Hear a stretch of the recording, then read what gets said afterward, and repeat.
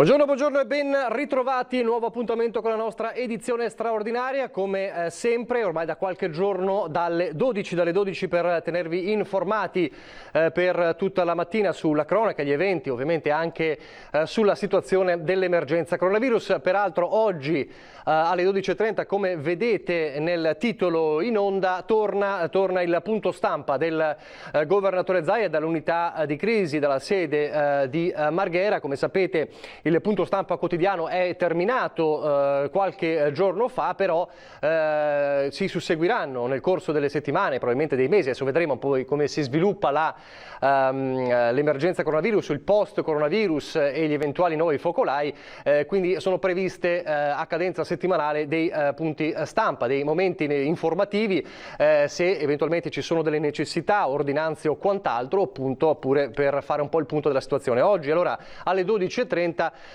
il punto stampa del governatore Zaia. È molto probabile che si parli anche del focolaio vicentino di cui abbiamo raccontato ieri nel corso dei nostri telegiornali, che preoccupa un po'. Ne parleremo dopo. Quindi alle 12:30 il collegamento. Fra poco avremo in collegamento anche il sindaco di Cortina, cioè Pietro Ghedina, Cortina d'Ampezzo, perché parleremo dei mondiali di sci che si faranno nel 2021. Altra notizia che abbiamo dato ieri, appunto, cercheremo un po' di commentare questa notizia importante, e c'è comunque un nodo viabilità da risolvere. Prima però due aggiornamenti di cronaca che poi approfondiremo. Il primo riguarda il brutale pestaggio in piazza Milano di venerdì notte, due notti fa a Jesolo, con il 38enne tunisino residente nel Padovano in gravissime condizioni, e come sapete è un altro evento che riguarda la cittadina balneare dopo la maxi rissa di piazza Mazzini, e quindi torna un po' la polemica sulla cosiddetta movida violenta. La novità di oggi è che sono stati identificati alcuni responsabili della violenta aggressione avvenuta appunto l'altra notte. Come sapete, il tunisino residente a Padova è un 38enne, sono tre giovani della zona di Jesolo che sono stati appunto identificati e denunciati dai carabinieri, anche grazie ai video un po' che sono circolati sui social. Ne vedremo uno fra pochissimo. La ricostruzione appunto è quella di una reazione diciamo, alle insulti, a quanto pare la ricostruzione di questo 38enne tunisino che ubriaco avrebbe minacciato alcuni avventori di un locale, probabilmente con dei cocci di bottiglia. Poi c'è stata una reazione evidentemente folle, perché l'uomo è stato brutalmente picchiato anche quando era a terra. Dunque tre sono stati identificati, ci sarebbe una quarta persona ancora appunto da identificare. Le accuse per ora sono di lesioni gravissime in concorso, accuse che potrebbero anche aggravarsi visto che il 38enne resta in pericolo di vita.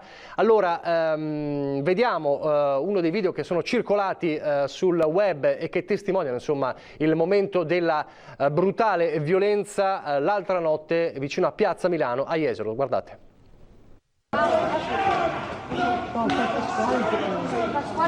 Sì, è cretino. Dov'è Pasquale?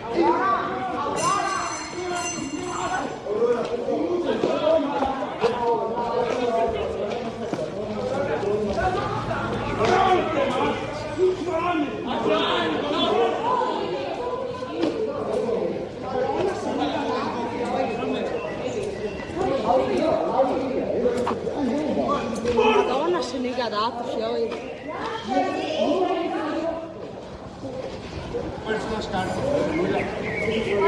Sì, è cretino. Dov'è Pasquale?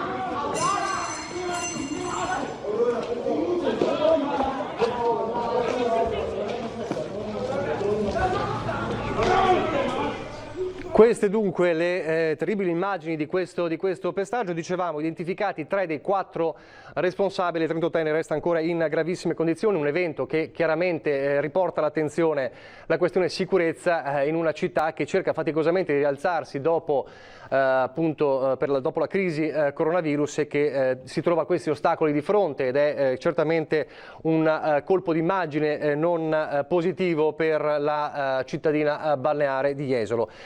Ne parleremo approfonditamente più tardi. L'altro evento di cronaca, l'altro fatto di cronaca che rimbalza in queste ore riguarda invece la svolta per un omicidio, pensate, del 1998, l'omicidio di Elisea Marcone, la figlia adottiva Cristina De Carli di Paese, uccisa nel 1998 a Rosolina Mare, dove gestivano un chiosco, un caso irrisolto per anni che potrebbe aver trovato una svolta perché il DNA di Gaetano Tripodi, che vediamo in questa foto, che è morto nei giorni scorsi in carcere a Forlì, dove era condannato all'ergastolo per l'omicidio della moglie, il DNA appunto è il medesimo trovato sui vestiti di madre e figlia che furono uccise. Queste sono immagini dell'epoca, uccise a Rosolina Mare nel 1998. Fu un caso che fece scalpore e impressione perché le due donne, la 59enne Elisea Marcone e la figlia Cristina di 23 anni, furono massacrate a colpi di spranga, per lo più in testa. La donna morì subito, la figlia invece rimase agonizzante in ospedale per alcuni giorni prima di morire. Per anni, come dicevamo, si è cercato il colpevole di questo omicidio. Ci fu anche un identikit che rimase a lungo sul tavolo degli inquirenti, poi appunto non si trovò nessuna traccia. Nel marzo del 2019 la Procura di Rovigo iscrisse al registro degli indagati due cittadini della Repubblica Ceca, e adesso però c'è questo ulteriore caso. Il DNA di fatto automaticamente con la morte di questo Gaetano Tripodi è stato inserito il DNA nella banca dati, e c'è il riscontro appunto di questo DNA di questa persona che è morta qualche giorno fa e che era in carcere dal 2006 per aver ucciso la moglie, e sarebbe lo stesso DNA trovato sui vestiti. Bisognerà capire e collocare questa persona in quell'ambito nel 1998, ma è sicuramente una svolta importante. Anche questo è uno dei fatti che approfondiremo poi più tardi nel corso anche dei nostri telegiornali. Torniamo però a parlare di Cortina. Torniamo a parlare di Cortina perché la notizia, insomma, del via libera per i mondiali di sci 2021, meglio per il ritorno all'ipotesi 2021, insomma, è rimbalzata un po' dappertutto ieri. Il sindaco di Cortina, Gianpietro Ghedina, lo vediamo in collegamento. Lei ha detto siamo pronti, è così? Siamo pronti e dobbiamo essere pronti perché vogliamo assolutamente fare bella figura, far bella figura per il nostro paese, ovviamente anche visto che è un evento internazionale anche per l'Italia nel suo complesso. Senta, si aspettava questa decisione? Sì, diciamo che ormai da qualche giorno si sapeva, insomma, che la Federazione Internazionale difficilmente avrebbe accolto la nostra richiesta di rinvio di un anno, cioè il 2022, una richiesta che era motivata per la preoccupazione che tuttora vige per quanto riguarda Covid-19 e quindi le problematiche legate a questa pandemia che ovviamente non si capisce bene quale tipo di in prospettiva di evoluzione potrà avere nel prossimo autunno, e quindi questa era l'unica motivazione. Devo dire che da questo punto di vista, insomma, la federazione ha dato alcune rassicurazioni, mettendo anche sul piatto, diciamo, 10 milioni di franchi svizzeri eventualmente a copertura se l'evento non dovesse esserci o dovesse essere annullato. Devo dire che comunque, insomma, Cortina ha grosse capacità organizzative, quindi saremo un po' più flessibili e cercheremo comunque di fare al meglio, anche, diciamo, se ovviamente la preoccupazione del coronavirus, insomma, è comunque presente. Insomma, fiduciosi bisogna comunque essere. Mi permetta, Sindaco, se la vostra richiesta però era quella del 2022, significa che per voi l'ipotesi migliore era quella?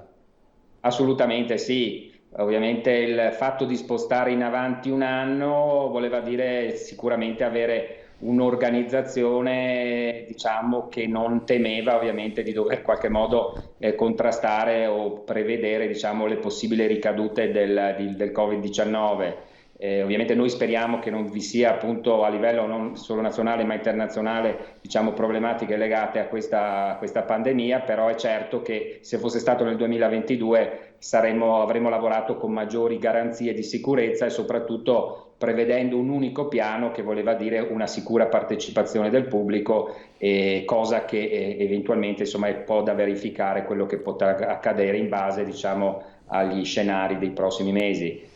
Quindi questa è un po' la situazione. Allora, voi avete detto siamo pronti a livello di infrastrutture sportive, insomma, è tutto addirittura d'arrivo, è così? Sì, per quanto riguarda le infrastrutture sportive, quindi piste, impianti, è tutto pronto, siamo ormai alle fasi, diciamo, di rifinitura, di rinverdimento, diciamo, delle piste, di alcune asfaltature per quanto riguarda la parte, diciamo, di Rumerlo dove c'è la zona di arrivo, però direi quindi che siamo a posto e pronti per accogliere il mondiale. Un capitolo diverso riguarda invece le opere legate alla viabilità. Ecco, volevo arrivare a Ecco, questo. quindi l'ho preceduta. Ecco. Ci dica lì, ecco, Sì. lì questo è un nodo da sciogliere importante, perché Sì. i mesi passano. Diciamo che in realtà, diciamo, l'evento sportivo è salvo, visto che comunque, diciamo, sotto il profilo sportivo e infrastrutturale, diciamo, la manifestazione si farà, si può fare. Tutte le attività sono state molte, sono state fatte, devo dire che grazie al commissario, diciamo, straordinario che è stato nominato, sicuramente c'è stato un bel lavoro e devo dire alcune opere addirittura sono state concluse in anticipo, non così per quanto riguarda, diciamo, la viabilità di arrivo verso Cortina, quindi i famosi interventi, diciamo, previsti e programmati da ANAS, diciamo, dall'attacco dell'autostrada fino a Cimabanche, devo dire molti interventi, alcuni minori sono sicuramente stati fatti, si stanno realizzando, ma le 4 varianti che erano, diciamo, strategiche, fondamentali, diciamo, sia in vista dei mondiali, ma più che altro ovviamente erano delle opere, diciamo, i mondiali erano l'occasione per realizzare questi interventi, questi siamo e sono estremamente in ritardo. Ecco, allora qui chi si deve muovere e come ci si deve muovere allora? Ma diciamo che dal mio punto di vista c'è stato assolutamente un cortocircuito tra ANAS e Ministero dell'Ambiente e Ministero delle Infrastrutture. Ci sono stati dei tempi lunghissimi per quanto riguarda la valutazione di impatto ambientale, diciamo oltre i 3 anni per avere un parere, manca ancora il decreto, manca ancora il progetto esecutivo, quindi probabilmente vedremo l'inizio lavori solo, diciamo, a fine 2021. Questo è ovviamente una problematica legata più in generale, secondo il mio punto di vista, al paese Italia e nello specifico a queste procedure che veramente sono diventate diciamo veramente un problema vero, problema nazionale. Nello specifico ovviamente io guardo il mio territorio, ovviamente non c'è stata, diciamo, un rispetto di quelle che erano poi le linee programmatiche che ci eravamo dati. Ecco, quindi adesso diciamo, il cronoprogramma per quanto riguarda le infrastrutture viarie, lei diceva appunto questo cortocircuito ANAS e Ministero, però andrà risolto perché, come dicevamo, il tempo passa. Quindi lei lancia un appello, farete qualcosa? Diciamo, ovviamente allora, la SS 51 c'è, la strada e la viabilità c'è, alcuni miglioramenti sono stati fatti, quindi diciamo problematiche particolari legate alla disputa dell'evento non ci sono. È certo che i mondiali, piuttosto che ovviamente le Olimpiadi, quando avremo nel 2026, per noi sono l'occasione per risistemare, per fare determinati interventi. Quindi anche se ovviamente ci saranno dei ritardi, non pregiudicheranno assolutamente la buona riuscita, perché buona sarà la riuscita dei mondiali.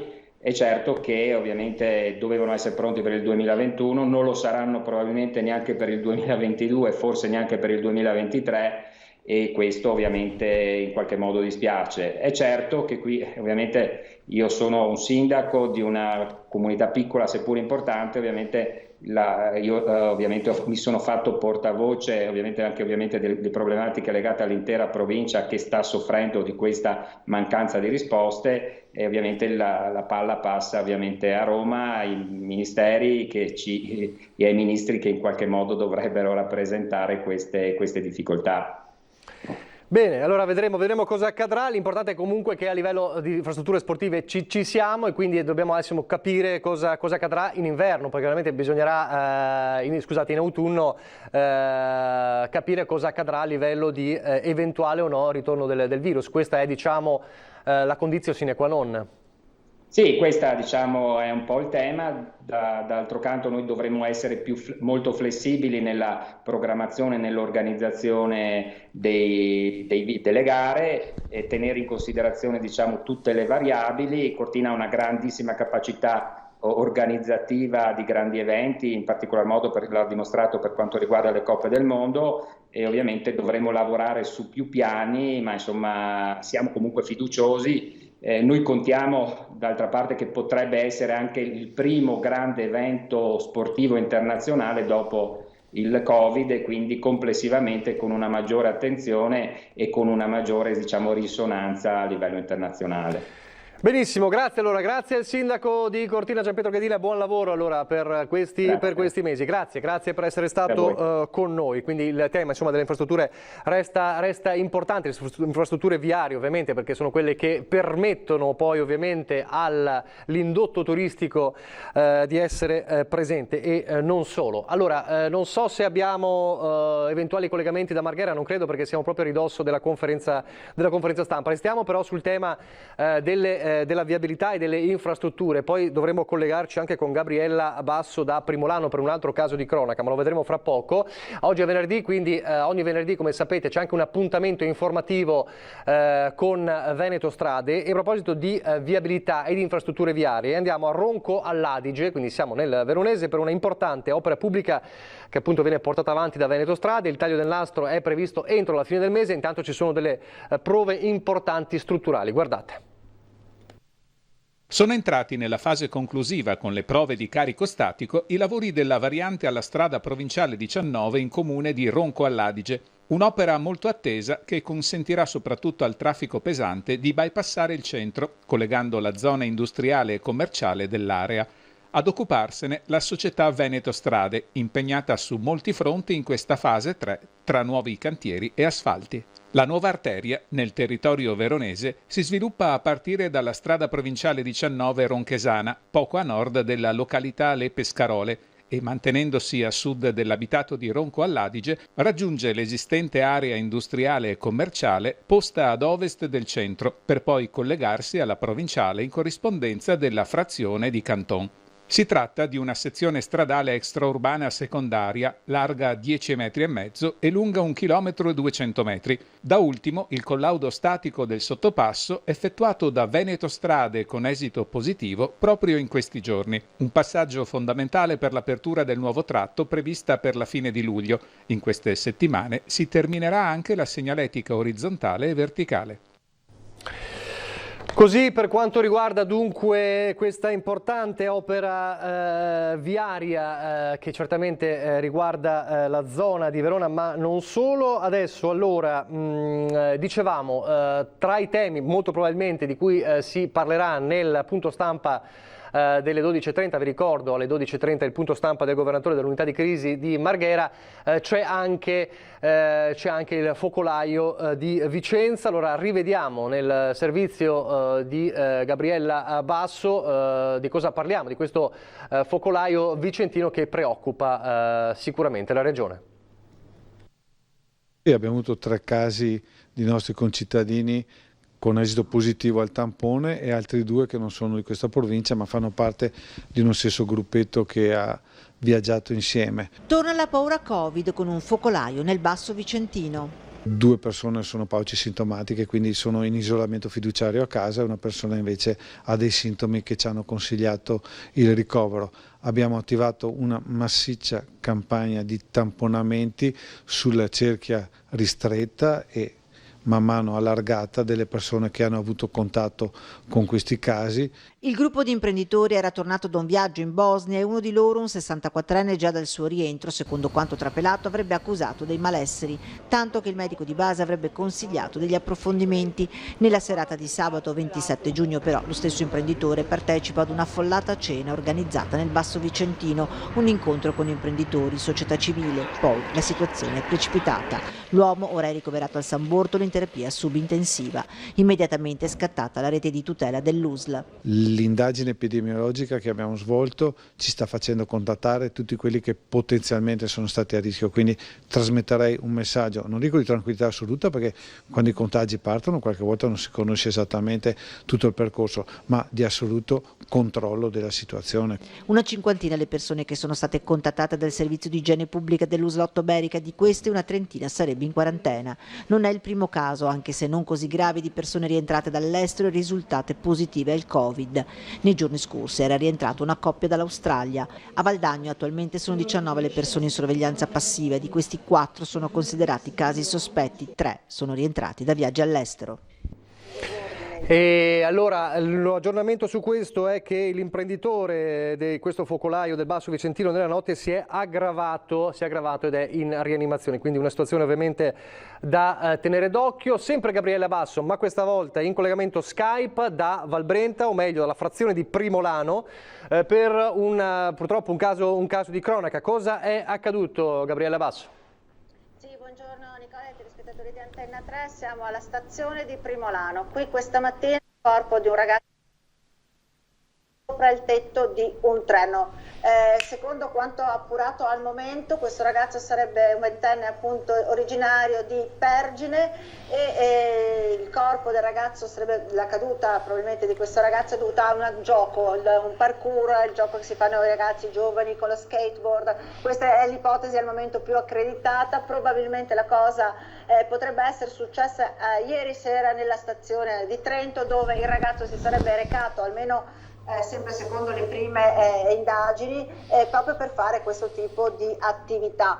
Poi non si sa come, un salto finito male, un salto tra i treni finito male, il giovane è caduto ed si è sfondato il cranio morendo sul colpo. Però il corpo con lui forse c'erano dei ragazzi, degli amici, sono giochi che si fanno sempre ovviamente in compagnia, forse qualcuno l'ha soccorso perché sul tettuccio del treno ci sarebbero delle impronte, ma sono anche queste ovviamente da verificare. Di fatto il treno poi è partito questa mattina alle 5 come di abitudine, nessuno si è accorto del corpo rimasto sopra ed è arrivato qui alla stazione del Primolano, dove si ferma il treno, fa scendere i passeggeri perché poi continuano con la corriera perché la linea è interrotta. Ad accorgersi del corpo del ragazzo il macchinista, il capotreno scusate, che è sceso, si è girato e ha visto penzolare una gamba. Da questo sono scattati ovviamente gli allarmi. Sembra, ti dicevo, che il ragazzo sia di Pergine perché da ieri sera è scattata una ricerca appunto di un ragazzo scomparso, i genitori avevano dato un allarme, corrisponderebbero alcune cose tipo dei tatuaggi che sono stati ritrovati sul corpo del ragazzo a quelli appunto di quello scomparso. Ovviamente le indagini sono in corso e stanno acquisendo tutti i filmati delle varie stazioni a ritroso che il treno ha fatto per capire esattamente se appunto si può confermare che la caduta è avvenuta a Trento e non sia avvenuta magari sempre attraverso questo gioco di parkour da qualche cavalcavia o viadotto. Senti, inizialmente si era pensato a una morte per folgorazione, invece tu mi stai dicendo che probabilmente è morto per una caduta? Sì, perché di fatto questa notizia della folgorazione non è esatta, la linea tra Trento e Bassano non è elettrificata e invece il corpo del ragazzo è finito nella caduta malauguratamente su una specie di griglia che è posta sopra il tetto della macchina, del treno, la motrice, certo. Lì questa griglia col percorrere, con l'andare, si surriscalda fino a 100 gradi e la parte del corpo che risulta ustionata è proprio quella che era appoggiata a questa griglia. Ma queste ustioni quindi sarebbero successive alla morte del ragazzo? Successive alla morte del ragazzo. Il ragazzo è morto sul colpo proprio per lo sfondamento cranico. E quindi è stato poi trovato questa mattina in stazione? Dal capotreno che esce dal capotreno, il convoglio si è fermato a Bassano. Il capotreno ha fatto scendere i passeggeri che dovevano prendere appunto l'autobus e è sceso per andare a prendere, di fronte alla stazione c'è un piccolo bar, è sceso per andare a prendere un caffè per poi ritornare con il treno e tornare indietro. E invece si è accorto di questa gamba che penzolava ed è subito dato l'allarme, sono arrivati qui sul posto il SUEM ovviamente, la polizia di Vicenza, ma anche e soprattutto la Polfer di Castelfranco Veneto che ha fatto i primi rilievi perché la tratta di competenza appunto di Castelfranco Veneto, la Polfer di Castelfranco Veneto. Chiaramente ci sono ancora alcune cose da vagliare, ti dicevo appunto queste impronte sopra il tetto del treno, capire se possono essere di qualche amico che ha tentato di soccorrerlo o se invece sono impronte che magari risalgono anche a prima di tutto questo o possono essere impronte anche dei soccorritori successive. Stanno raccogliendo tutto il materiale, le immagini, soprattutto le video, le immagini di sorveglianza, comunque la tratta ferroviaria, delle altre stazioni che il treno passa, perché tenete presente che la percorrenza tra Trento e qui a Primolano di circa un'ora e mezza del treno che raggiunge in certi momenti anche i 110 km/h, delle tratte diciamo più lunghe, ecco. Però non è un treno che va fortissimo, quindi certo. Anche l'idea che il ragazzo possa essere caduto da un viadotto non è molto suffragata, perché comunque anche i passeggeri avrebbero sentito almeno il tonfo, qualcosa, certo. Insomma, invece tutto questo sembra non ci sia. Benissimo, grazie allora, grazie a Gabriella Vasso per questo aggiornamento di cronaca e quindi buon lavoro anche per cercare di sbrogliare questa matassa di questo purtroppo evento di cronaca. Grazie a Gabriella Vasso. Grazie. Così dunque Gabriella Vasso, purtroppo si è confermato insomma questa situazione, si tratterebbe di purtroppo una morte dovuta a un gioco, chiamiamolo così purtroppo, per quanto tragico, il cosiddetto parkour, che è una pratica diciamo molto in uso tra i giovani e se così fosse insomma riaprirebbe anche le polemiche sulla pericolosità di questa pratica diffusissima tra i giovani. Fra 5 minuti, ve lo ricordo, la conferenza stampa del governatore Zaia. Vedo alle mie spalle, non so se riusciamo a inquadrare, eccolo qui, il tavolo con i microfoni. Era un'immagine insomma a cui siamo stati abituati per 130 giorni consecutivi durante l'emergenza coronavirus. Da qualche giorno non lo vedevamo, lo rivediamo oggi e vedremo appunto di cosa ci parlerà il governatore Zaia. Nel frattempo il governatore Zaia, ricorderete, era intervenuto qualche giorno fa a Jesolo per presentare il patto dell'Alto Adriatico con il governatore Bonaccini e il governatore Federica, quindi Friuli Venezia Giulia, Emilia Romagna e Veneto, insieme per fare rete, per fare questo accordo di promozione dell'Alto Adriatico, delle spiagge, del litorale, partendo proprio con uno spot per i tedeschi, per i turisti tedeschi, e si era parlato in quel giorno e se ne è parlato anche nei giorni successivi del cosiddetto spot diciamo calabrese dei sindaci della Locride, che aveva fatto tanto arrabbiare, e c'era stato anche l'appello dello stesso Zaia alla collega governatrice Santelli di ritirare lo spot. Ebbene, la novità di queste ore è che c'è dopo le scuse che sono arrivate dai sindaci della Locride, la novità è che da stasera lo spot realizzato da Klaus Davi, ricorderete, per i comuni della Locride, sarà visibile in rete senza la parte iniziale comparativa che aveva suscitato tanto dibattito in Italia e all'estero in questi giorni, mentre rimarrà visibile la parte dedicata alle spiagge e ai paesaggi appunto della Calabria. Vediamo se si vede lo spot incriminato, lo spot della Locride che aveva tanto fatto discutere. Bene, c'è un passo indietro ufficiale, cioè sarà in rete ma senza la prima parte, che era la parte comparativa, nella quale sostanzialmente si diceva: se andate al nord vi ammalerete, per una serie di motivazioni. A breve peraltro l'ex ministro del turismo Gianmarco Centinaio della Lega verrà in Calabria per incontrare i sindaci e gli amministratori locali e programmare iniziative in comune sul turismo, e quindi c'è questo passo indietro da parte di Klaus Davi, che appunto aveva realizzato lo spot incriminato. Vedo ancora vuoto il tavolo di Marghera, ma siamo davvero in prossimità. Allora restiamo sulla cronaca in attesa che inizi la conferenza stampa. Vi aggiorno su altre 2 notizie di cronaca. La prima è condita anche da alcune immagini dei vigili del fuoco e parla di momenti di disagio evidentemente questa mattina, perché c'è stata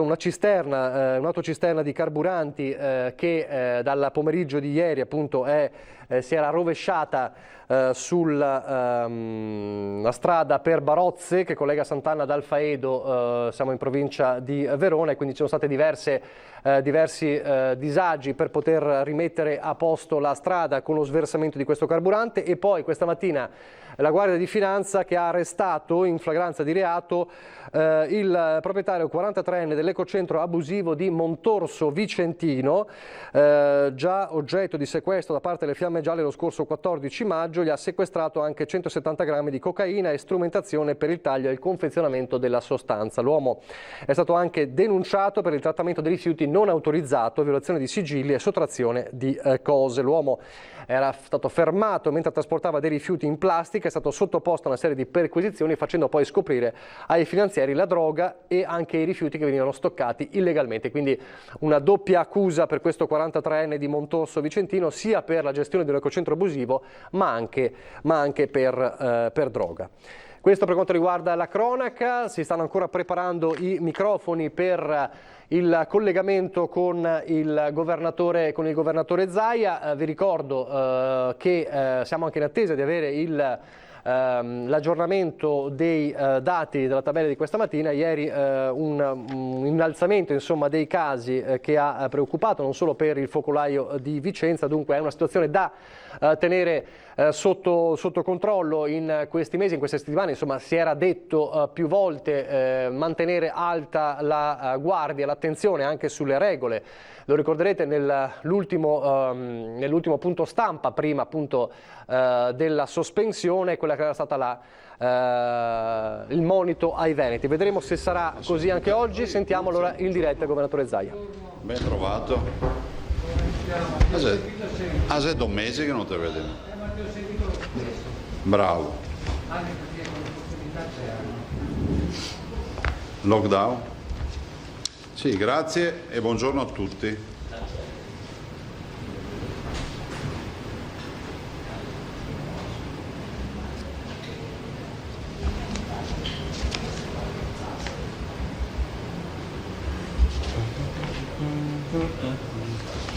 Passerei subito, grazie per essere qui, un saluto a tutti coloro che sono anche collegati con le vostre dirette. Passerei subito al bollettino in maniera molto veloce perché poi abbiamo un argomento un po' più complicato del quale parlare. 993.700 tamponi,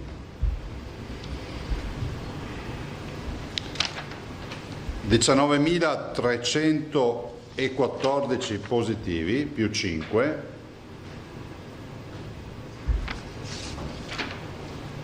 casi di isolamento sono 737,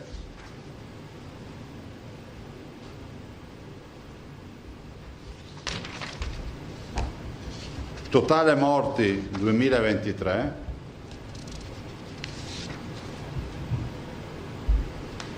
più 1 per essere precisi.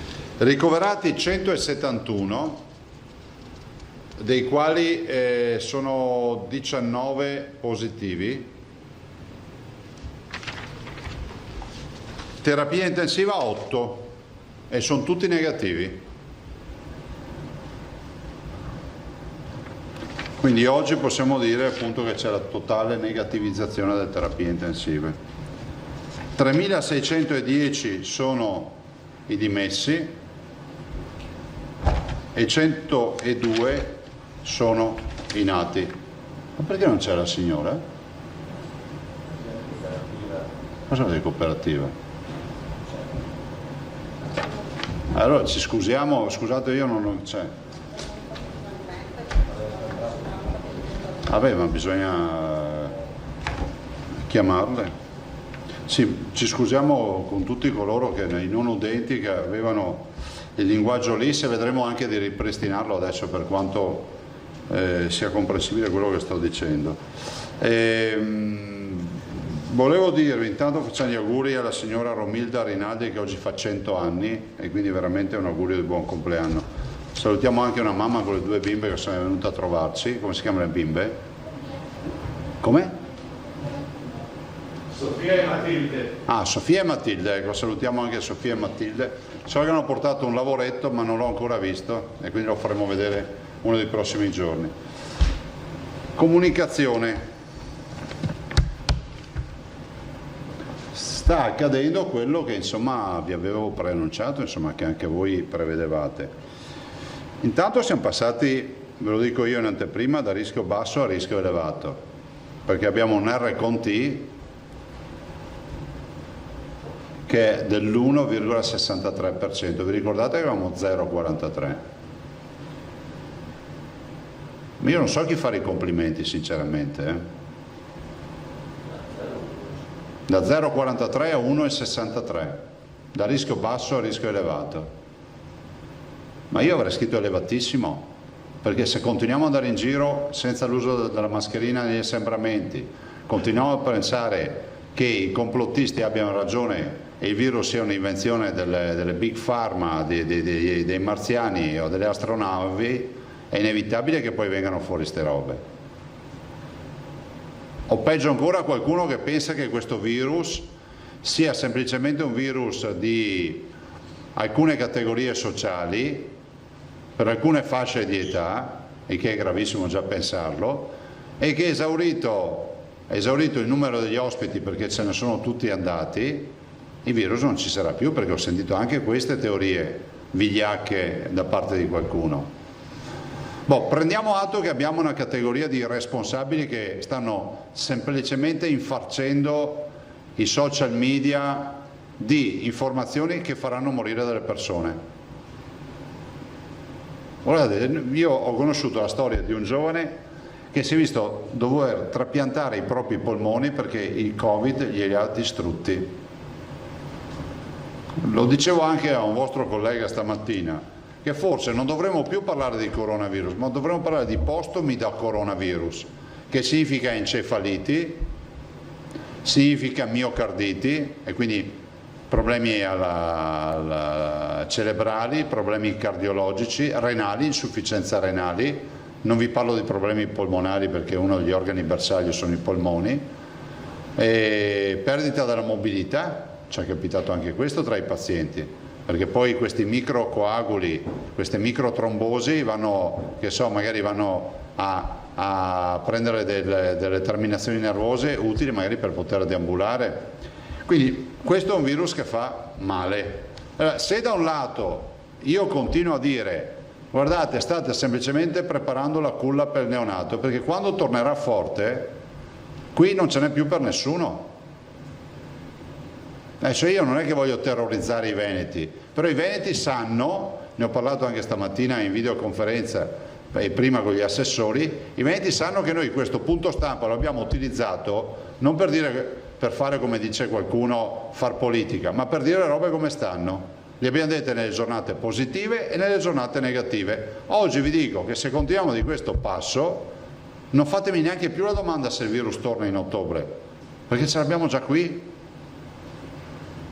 Magari il caldo ci aiuterà, adesso di scientifico non c'è nulla di quello che vi sto dicendo rispetto al caldo, magari il caldo ci aiuterà a tenerlo un po' più spompato, ma quando tornerà la brezza autunnale, è inevitabile che qualcosa accada, perché se io passo dallo 0,43 all'1,63 di R con T, vuol dire che qualcosa è accaduto, no?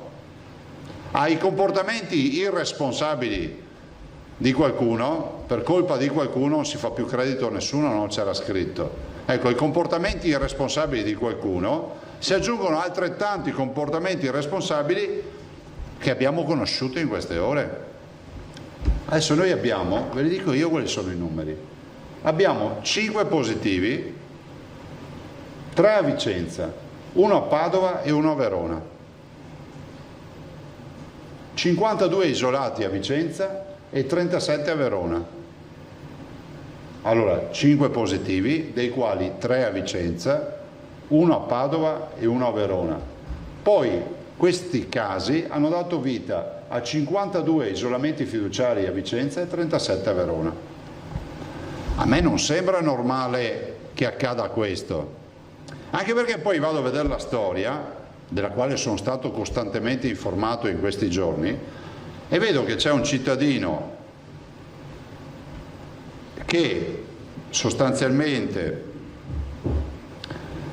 torna il 25 di giugno da una trasferta di lavoro in Serbia insieme a altre 2 persone. Il 25, cioè lo stesso giorno del ritorno, comincia ad avere sintomi questo signore. Febbre a 38, malessere generale, inappetenza, artralgie, cioè male agli ossi, non ha fame, ha febbre, e questo è il 25 giorno del ritorno. Il 26 e il 27 ha avuto diversi contatti in ambito lavorativo e extralavorativo, festa privata, partecipazione a un funerale, frequentazione in paese, eccetera.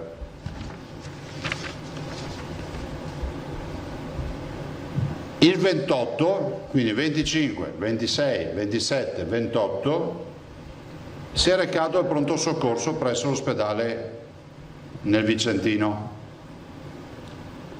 Viene fatto il tampone positivo.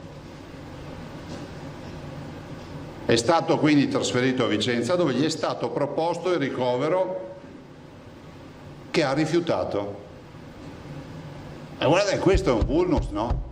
Se ti propongono un ricovero, e capisco che tu sei padrone della tua vita, ma se metti a repentaglio quello degli altri, cioè il ricovero deve essere coatto. Ce lo dico a quelli di Roma, che è meglio che vadano subito velocemente in Parlamento e ci diano strumenti, o con qualche decreto o qualcosa, ci diano strumenti per fare i ricoveri e buttare via anche la chiave. Rifiuta il ricovero,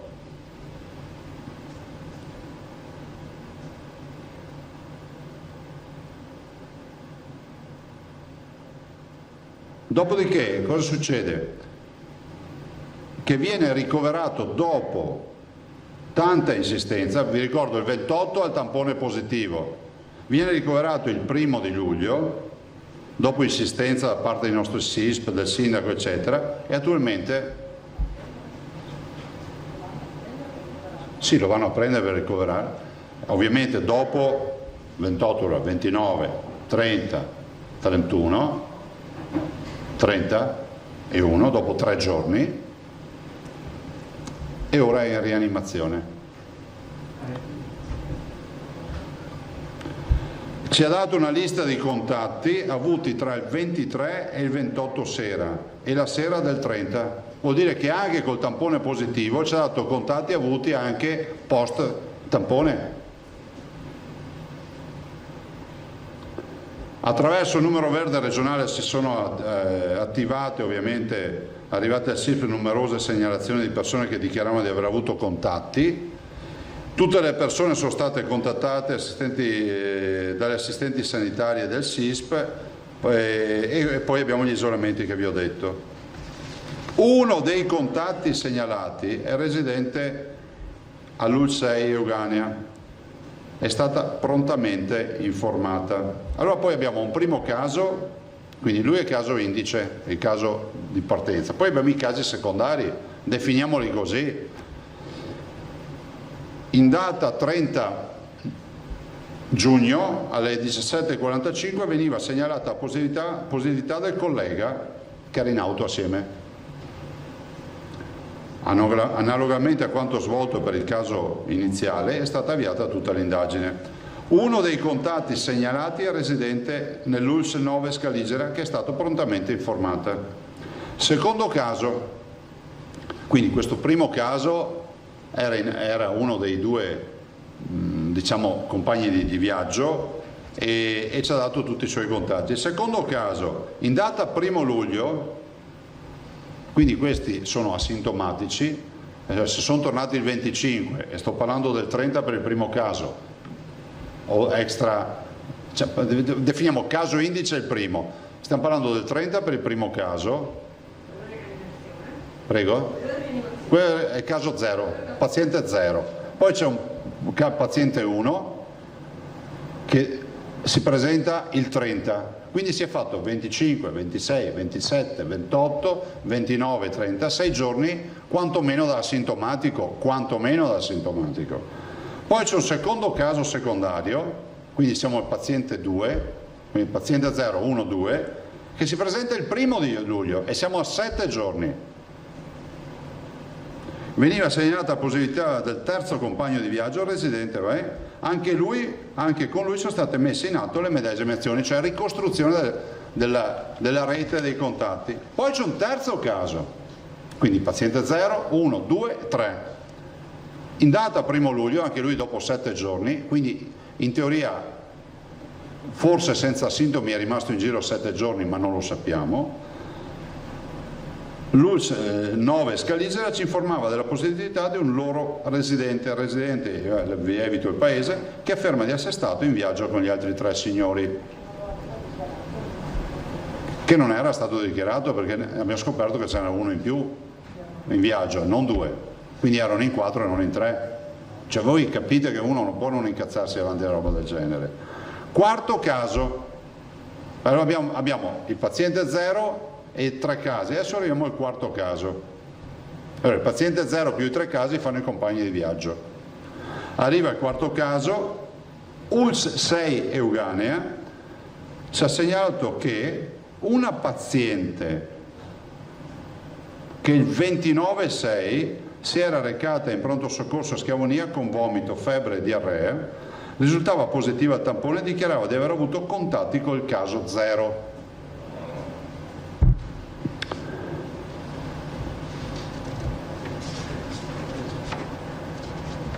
Allora, a Vicenza abbiamo 52 persone in isolamento, ricostruendo e stiamo ancora cercando di ricostruire. L'indagine con il contatto positivo del caso 0 è difficoltosa per la negazione di alcuni dati come lavoro e contatti. Scusatemi, ho sbagliato. ULSS Berica 52 casi isolati, ULSS 6 Euganea. L'indagine che la signora, l'indagine con il contatto positivo del caso indice, cioè la signora che dice di avere avuto il contatto col paziente 0, è difficoltosa per la negazione di alcuni dati come lavoro e contatti. Cioè non dice che contatti ha avuto. Ha svolto parecchie attività nella zona di Lozzo, a Testino, a Gugliaro, Veggiano, zona di Vo. Dai controlli fatti non risultano attuali altre attività, tuttavia dichiara di gestire una profumeria ad Adria con l'aiuto di una commessa. ULSS 9, il caso positivo residente all'ULSS 9, quindi alla Scaligera, che è uno che vi ho detto dei 4, che è collegato al caso 0, al paziente 0. La segnalazione di caso sospetto è stata inviata alla scrivente servizio del medico curante al quale il paziente si era rivolto in quanto era venuto a conoscenza della positività del suo datore di lavoro con cui aveva soggiornato in Serbia per i motivi di lavoro nel periodo 18/6-22/6. Infatti con il proprietario si erano recati presso la sede serba della stessa azienda. Il trasferimento era avvenuto a bordo di un furgone insieme a 2 operai, un serbo e un bosniaco. Il caso è stato durante il viaggio ed è stato in contatto con un 70enne serbo sintomatico per Covid e ora in rianimazione nel paese d'origine. Ha sviluppato la sintomatologia. In totale il paziente è stato contatto a contatto con 24 persone, di cui 5 bambini. Cioè guardate, poi io evito di continuare a leggere se non mi incazzo del tutto. Voi capite? Sì, che poi l'ha sviluppato e inoltre è stato programmato il tampone nasofaringeo in 2 date. Sì, posso anche leggere.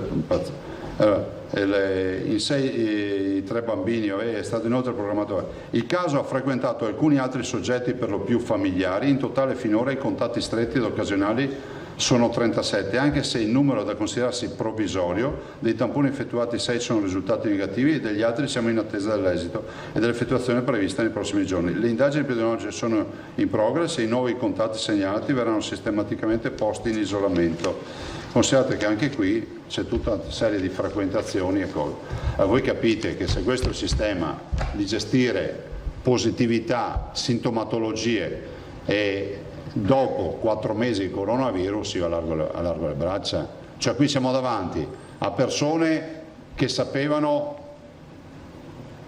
di qualcuno dall'altra parte di un altro paese che era diventato positivo. di un altro che è sintomatico, poi gli trovano anche la positività e si rifiuta di farsi ricoverare finché lo vanno a prendere a casa dopo 3 giorni, 2 giorni, quello che è, dal 28 si arriva al primo di cosa. Nel frattempo vanno a feste, funerali e altre robe. Poi c'è una signora che dice di aver avuto il Covid dal caso 0, ma dice che non dice chi sono gli altri contatti che ha. Cioè voi capite che così non ne veniamo fuori. Allora, siccome io capisco che le motivazioni e il richiamo a quello che è l'etica, il rispetto non servono, io spero che qualcuno si decida. Guardate, noi intanto lunedì presentiamo un'ordinanza, vi anticipo già, per inasprire tutto quello che sono le regole, però abbiamo le armi spuntate, no? Perché non riusciamo, cioè se fosse per me prevederei la carcerazione, potete scriverlo senza problemi, cioè non esiste che un positivo vada in giro, cioè a prescindere, avete capito? Quindi io penso che sia fondamentale che a livello nazionale si prenda in mano questo dossier, non il dossier di questi casi, in generale. Adesso guardate, questa è una partita che ormai abbiamo sotto controllo e ci faremo dire gli ultimi nomi da chi è più reticente, ma è fondamentale che ci sia il ricovero coatto senza star lì, deve essere un TSO, cioè un trattamento sanitario obbligatorio, perché non possiamo stare lì a discutere con una persona che si rifiuta di farsi ricoverare e poi vedete se si finisce poi magari in rianimazione o da altre parti.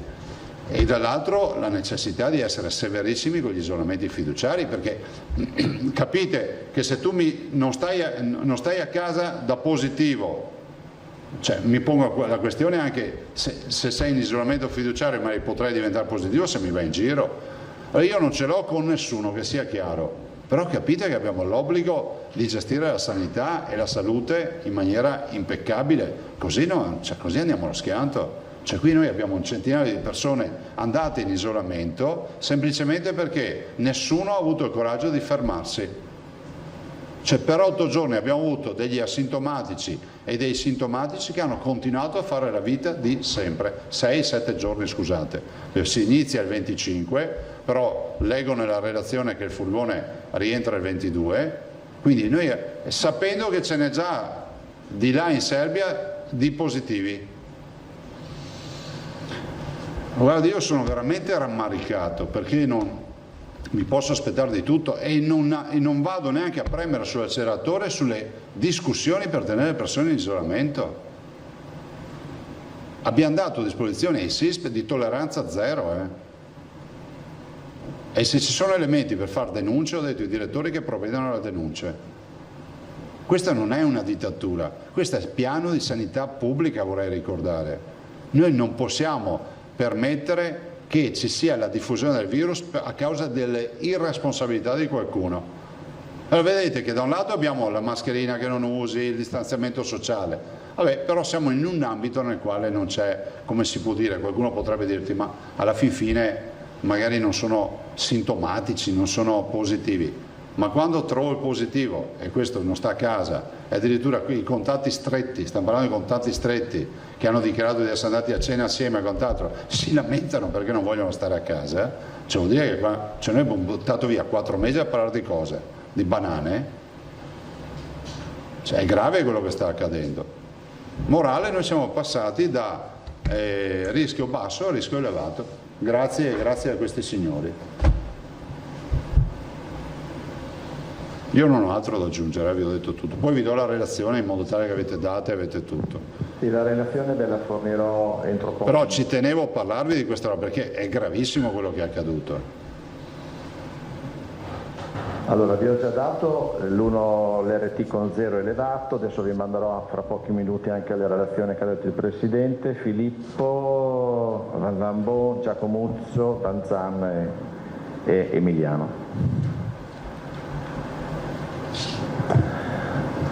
Buongiorno Presidente. Buongiorno. Anche se non sembra proprio un bellissimo giorno questo. No, cioè, decisamente no. Ecco.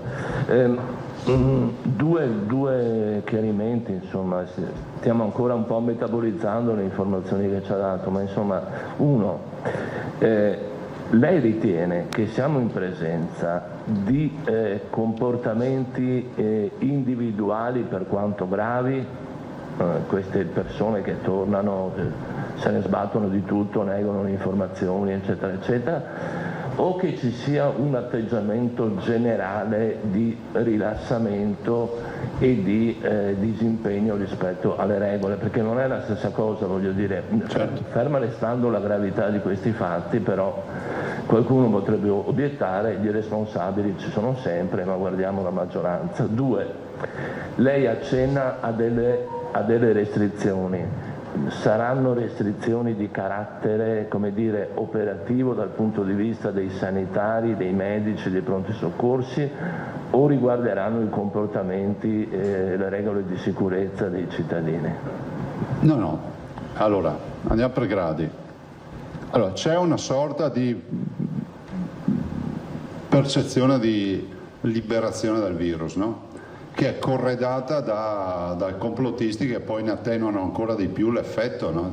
Cioè io mi chiedo, ha avuto senso buttare via 4 mesi della nostra vita? Tutti noi abbiamo rinunciato a qualcosa, no? Chiunque. Per poi ritrovarci i complottisti e i liberisti. No, il virus c'è ancora.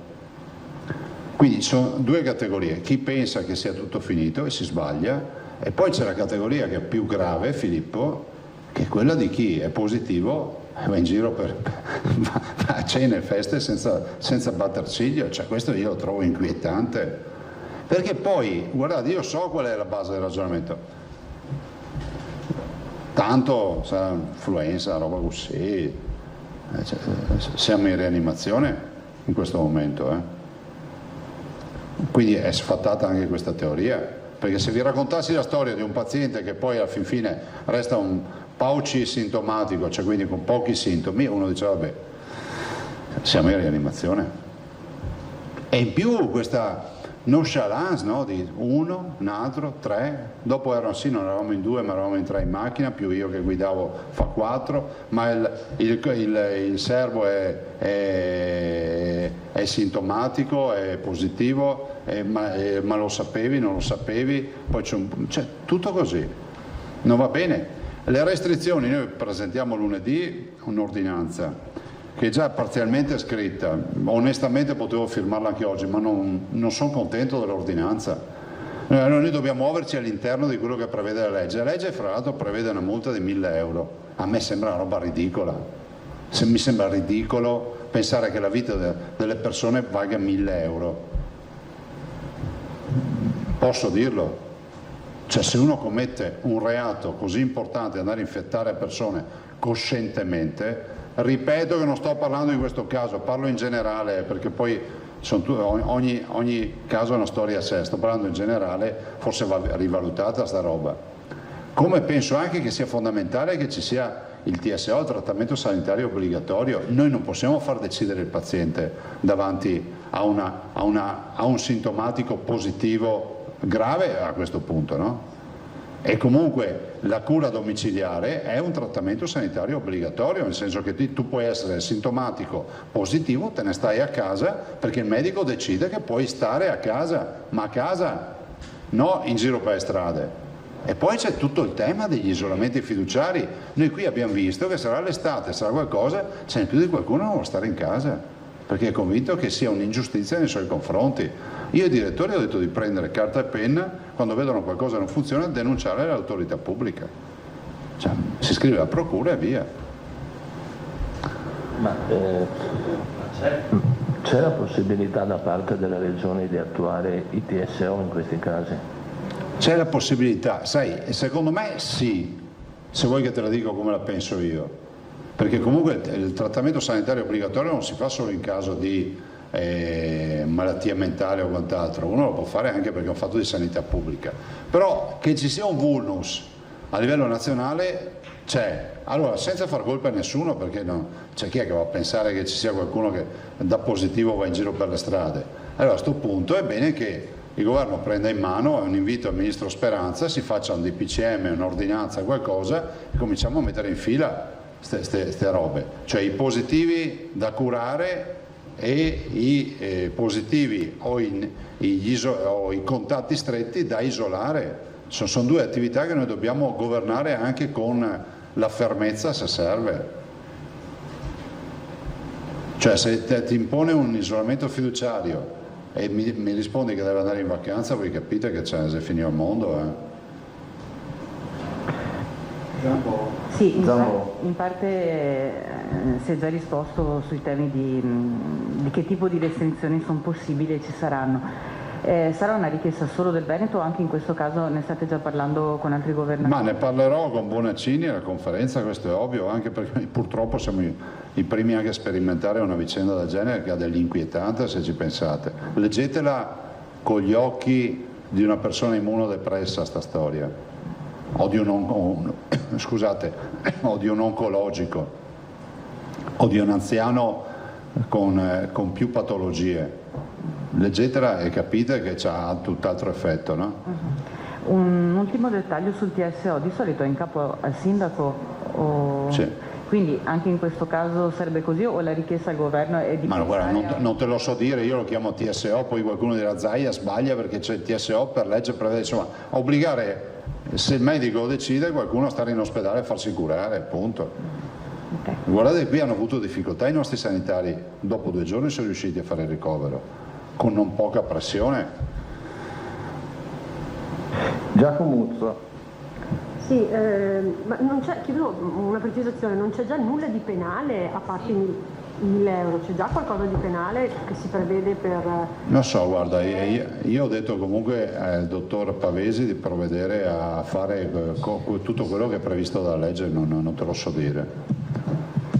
Ma lo fa in autonomia poi peraltro, non è che devo dirglielo io. Cioè.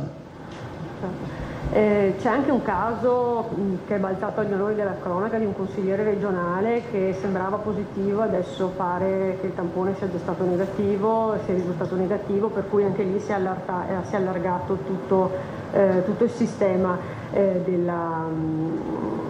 dell'isolamento potenziale a questo punto. Arriva anche alle istituzioni l'isolamento, si potrebbe fare anche alle istituzioni. Ma mi stai prendendo in giro o cosa? No, purtroppo no. No, ma dico, mi dici se arriva alle istituzioni. Cioè, arriva secondo quello che è previsto dal piano di sanità pubblica, non c'è censo, non c'è titolo di studio, non c'è niente. Noi abbiamo il positivo, i contatti stretti che vanno isolati e poi ci sono i contatti occasionali che non vanno isolati. Questo prevede il piano di sanità pubblica. Per cui chi ci è andato a mangiare assieme al contatto al positivo va in isolamento. Chi ha avuto contatti di seconda mano non va in isolamento per un semplice motivo. Sì, era per chiedere che insomma se si sapeva Presidente se eventualmente questo è scattato anche per i consiglieri regionali. No, io l'ho fatto verificare questo se era necessario. No, perché se fosse stato positivo sì, ma essendo un contatto di terza mano di fatto, cioè il contatto primario col positivo l'ha avuto una persona, hai capito? Gli altri diventano contatti secondari. Quindi il piano di sanità pubblica prevede l'isolamento per i contatti diretti. Ovviamente c'è tutta la campagna di tamponi su tutti i contatti diretti, quello la stiamo facendo. Cioè tutte queste persone isolate sono tutte tamponate, per capirci. Prego. No, scusami, io ti ho detto, mi stai prendendo in giro, perché pensavo che tu mi chiedessi se con le istituzioni c'è un altro atteggiamento. Cioè, no, mi ero spiegata male io. No, tu intendevi se il Consiglio regionale viene coinvolto. No, perché non è un contatto stretto del positivo, ma di un contatto stretto di un positivo. Ma il piano di sanità pubblica prevede l'isolamento, perché tu puoi sviluppare la positività dopo 2 giorni. Ma non è che è stato fatto adesso, il piano di sanità pubblica esiste da sempre in Veneto, ce ne abbiamo 20.000 isolati. Cioè. Presidente, Grazie. Ciao. Quando dice rischio passato da basso a elevato, e quindi l'RCT da 0,43 a 1,63, cosa comporta esattamente? E più che ripercussioni rischiamo di avere con il turismo, la campagna massiccia che avete lanciato e poi magari ci... No, il tema non è quello, il tema è che noi dobbiamo, ovviamente l'RCT va su perché un caso come questo, al di là dell'aspetto etico, al di là dell'aspetto epidemiologico, dell'aspetto sanitario, poi ha la ricaduta sul numeretto, no? Perché è inevitabile che poi questi vanno a infarcire il numero. È ovvio che si accende un warning, allora, potremmo dire che questi numeri, siccome sono elevati ma sono riferiti a un caso, ci tengono tranquilli, ma se questi numeri fossero distribuiti su più focolai, capite che diventa inquietante la partita. Abbiamo avuto la fortuna di avere un solo focolaio e la sfortuna di aver avuto grandi numeri su un focolaio. Ma dal punto di vista della promozione turistica? No, si va avanti, assolutamente sì. Cioè questo è un focolaio circoscritto, guardate, allora, per tranquillizzare, non lo si dovrebbe fare in questa fase, ma è bene dirlo per correttezza dell'informazione. Qui stiamo parlando di una storia epidemiologica chiara. Serbia infetta 4 persone, poi a cascata è venuto fuori un po' tutto quello che conoscete. Circoscritta, il focolaio circoscritto, ed ha una storia sua. Se fosse accaduto che becchiamo lo stesso focolaio, cioè con 5 persone positive, senza saperne la storia, diventa preoccupante, no? Ma richiedi dove siete andati? Ah, non sono andato in spiaggia, non sono andato di qua, sono andato di là, allora diventa... ma qui la storia ce l'abbiamo tutta. Fra l'altro è importata sta roba, eh? Questo dimostra che il nostro territorio è indenne. Emiliano. Presidente, mi perdoni, so che uno dei passaggi appunto della comunicazione sulle positività esclude per il famoso discorso della privacy completamente i sindaci, cioè il sindaco viene informato di una positività o più nel proprio territorio, ma non conosce nome e cognome del positivo. Questo potrebbe magari, coinvolgendoli, aiutare di più. Ma noi abbiamo coinvolti, tanto e così anche le forze dell'ordine, che ci ha dato una mano anche lui in tutta questa partita. Noi sindaci li coinvolgiamo anche perché oggi i numeri sono talmente irrisori che si fa veramente un'operazione chirurgica, non è più come prima che avevi 100 positivi al giorno. Esatto. Non sapevi.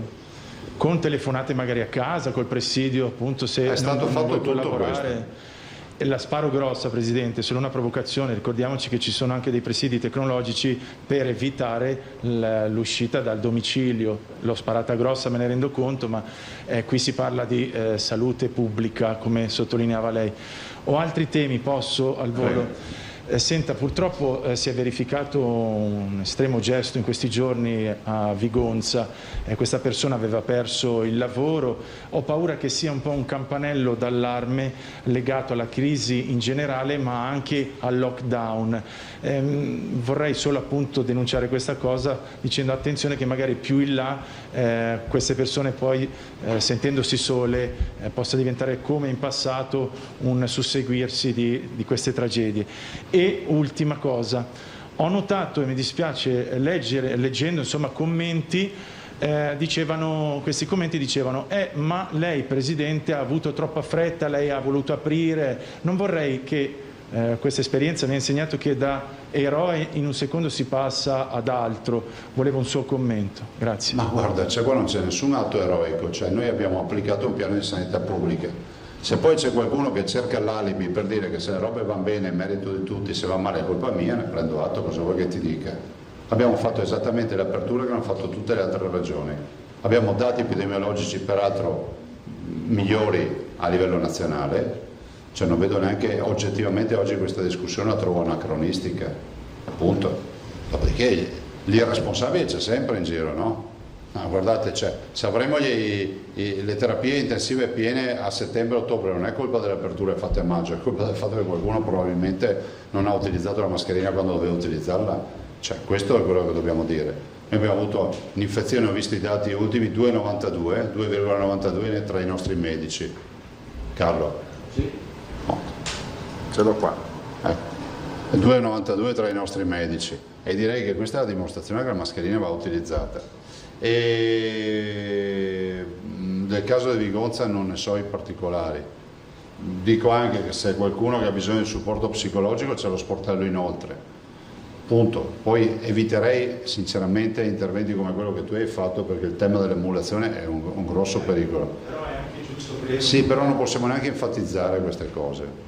Lo dico perché poi gli esperti ci spiegano questo, nel senso che non conosciamo la storia personale, non è giusto che venga mutuata poi e semplificata dicendo che quello è il motivo, perché tutti quelli che hanno lo stesso problema possono, per la proprietà transitiva, quindi io dico, se qualcuno ha qualche problema, sportello inoltre è gratuito, uno sportello istituito dalla regione, ci sono psicologi, psichiatri e altre persone che ascoltano e danno consigli e se serve anche aiuti e vengono indirizzati, per cui è uno sportello che funziona, utilizzatelo. Grazie Presidente. Prima di dare la parola a Fois, vi do il dato che citava il Presidente: su 67.375 operatori sono positivi totalmente il 2,92%. Fois. Buongiorno Presidente, lei ha detto che era già pronta una nuova ordinanza, ma probabilmente la firmerà lunedì, presumo, se ho capito bene, perché non è soddisfatto dell'inasprimento e quindi state cercando di capire, per quello che ci si può muovere in ambito regionale, come inasprire le pene. Ecco, fatto salvo che il TSO, o comunque un ricovero coatto, credo sia materiale per il Parlamento nazionale.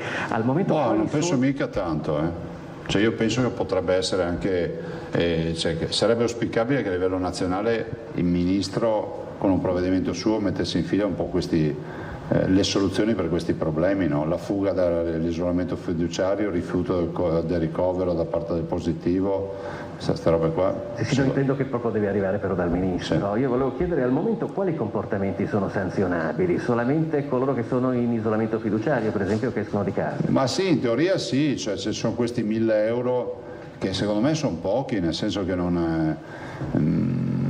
sentite, noi davamo multe, cioè la legge prevedeva per chi usciva di casa senza validi motivi da 400 euro a 3.000 euro. Adesso uno mi scappa dall'isolamento fiduciario 1.000 euro, mi sembra ridicola sta storia. Sì, dovrebbe esserci anche adesso, è tutto da verificare. Guardate, col decreto l'hanno declassato. Quello fatto a metà maggio lo hanno declassato, no? Il famoso 6,50 del codice penale è stato messo da parte e c'è la sanzione mista. Bene, allora io reintrodurrei anche il penale. Vabbè, guardate, stiamo parlando della vita della persona e di tutti coloro che ne hanno un contatto inconsapevoli. Prigioni. Ciao. Due domande. La prima, a che punto è la relazione con la Calabria per quanto riguarda lo spot? Se l'hanno ritirato, se ha sentito il Presidente della Regione. La seconda, visto che si tratta di un caso importato, che sia il caso di ripristinare la quarantena di chi rientra in Italia da paesi che, se non sbaglio, la Serbia sta facendo registrare un aumento dei contagi. Ma guarda, anche qui ci sono dei temi. A me risulta che chi rientra da paesi extra Schengen debba fare la quarantena. Questo è un altro tema da verificare. La Serbia non è Schengen. E due, cioè capite che noi non è che possiamo andare a codificare tutti i comportamenti umani, cioè ci vuole anche quello che significa essere il senso civico, no? Dire guarda, mi metto in quarantena perché ho avuto questo. E per quanto riguarda lo spot, per quanto riguarda il tema estero, ve l'ho detto, guardate, neanche avessi saputo che sarebbe accaduto questo. Cioè vi ho detto qualche giorno fa, l'ultima volta che ci siamo incontrati, venerdì forse, no, che giorno era? Lunedì? Martedì, sì, grazie, martedì, ancora non sapevamo di questa storia, vi ho detto, parlando del badante, ho detto guardate che è fondamentale che l'Organizzazione Mondiale della Sanità vada a codificare anche quali sono i modelli sanitari e le eventuali restrizioni, ma non per chiudere le frontiere, io non sono a favore di questo, ma di capire cosa si possa fare, cioè oggi c'è ancora un po' una babbella su questo, penso che questo caso lo dimostra fino in fondo. Per quanto riguarda lo spot, so che hanno di fatto ripulito tutto lo spot dicendo solo che le spiagge sono belle e non sono, diciamo, frequentatissime, quindi sono abbastanza libere. Punto. Io non ho sentito nessuno, ne prendo atto di questo, mi hanno invitato in Calabria, semmai avrò tempo ci andrò prima o poi, però dico che non è stata una bella storia, non è stata una bella storia e secondo me il danno più grosso l'hanno fatto alla Calabria, perché poi ho visto i commenti e sono tutti calabresi che sono arrabbiati, quindi è stato un boomerang. Ancora Tosato, Banzan, Fois. Presidente, questa vicenda che poi insomma avete ricostruito, ma anche il timore per comportamenti impropri da parte di chi è in isolamento, eccetera, eccetera, in qualche modo fornisce buone ragioni ai sostenitori dell'app, per esempio di Immuni, i quali affermano che insomma, questo tipo di dispositivo servirebbe proprio a monitorare i movimenti impropri. Ascolta, Filippo, uno che va in giro sapendo che è positivo, secondo te scarica l'app Immuni?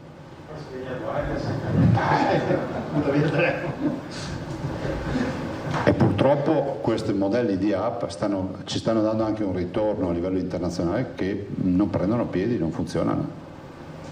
E guardate, io non sono contro il tracciare, ma assolutamente, cioè, lo sapete, cioè, rientra nel piano di sanità pubblica, ma alla base ci vuole senso civico e rispetto. Cioè, chi va in giro da positivo sapendo di esserlo, va a feste, pranzi e quello che è, non scaricherà mai l'app Immuni. Mi sembra logico, no? È come dire uno che va a fare la pesca di Frodo di accendersi, di usare la lampada per illuminare il suo percorso, lo farà al buio? Sì, però d'accordo, ma secondo questo principio, allora come dire, io trovo un po' una contraddizione in questo, mi consenta, come diceva qualcuno. Quando si parlò per la prima volta dell'app, lei ci disse, era un altro periodo, lei ci disse, ma forse per me, se c'è un'app che funziona, io lo renderei obbligatorio. Allora, tra l'app obbligatorio che funziona e un'app che si dice è inutile perché tanto la gente non lo scarica, non lo so. Ma scusa, ma come si fa? Per carità, confermo tutto quello che ho detto. Però se pensi siamo in un paese nel quale ormai si fa fatica anche andare in galera. Cioè, cosa vuol dire poi l'obbligatorietà sull'aver scaricato un'applicazione? Cioè, questo paese ha bisogno di senso civico, c'è una nuova cultura che si deve diffondere. Perché guardate, l'aspetto grave di questa vicenda è che quando tu sei positivo e lo sei, vai in giro, vuol dire che non ci siamo più. Cioè, voi avete rischiato la vostra vita a venire qua, no? Per 4 mesi. E lo avete fatto perché comunque io vi ho detto, voi siete corrispondenti di guerra, non avete visto le bombe, ma questa è una guerra. Prendete atto che nonostante la comunicazione che abbiamo fatto assieme, c'è ancora chi è convinto che da positivo si può andare in giro. Cosa volete che vi dica? E comunque facciamo gli auguri a questo signore, perché oggi è malato importante, e veramente gli auguri glieli faccio col cuore che possa velocemente tornare, e spero che ce la facciamo a ripristinare il suo stato di salute. Sarà servita come lezione poi, no? Perché se praticavamo le cure prima, 3 giorni prima, magari non si arrivava a questi livelli. Guarda che è una storia veramente terribile questa. Avanza Fois e Nuovo Terraglio. Presidente, solo per capire, allora questa ordinanza che avremo la settimana prossima, che significa tra poche ore, inasprirà le sanzioni indipendentemente dalle competenze, nel senso che... No, in base alle competenze stanno cercando di ravanare nella legge per capire cosa possiamo fare, in attesa che a livello nazionale si prenda in mano questa partita. Ne parlerò anche con, ovviamente, oltre che con Bonaccini, ne parlerò anche con il ministro Speranza di questa storia, lo devo sentire, quindi gli parlerò anche di questo. Questa storia nel senso di questi casi, non sto parlando di questo caso specifico, ormai è andato, appunto, cioè, è circoscritto, sappiamo la storia, questa mi tranquillizza perché sappiamo la storia. Se non la sapessimo la storia, immaginate che noi la storia dei 2 case di Vo non la sappiamo ancora oggi. Le abbiamo provate tutte. E prendete questa frase e credetemi che abbiamo provato di tutto. Non siamo riusciti a capire. E Fois. Almeno una richiesta di chiarimento. Il parametro R con 0 adesso è passato da 0,43 a 1,63, quindi da rischio basso a elevato, nelle zone in cui si trovano questi 5 contatti, oppure è un dato regionale? No, è un dato regionale questo.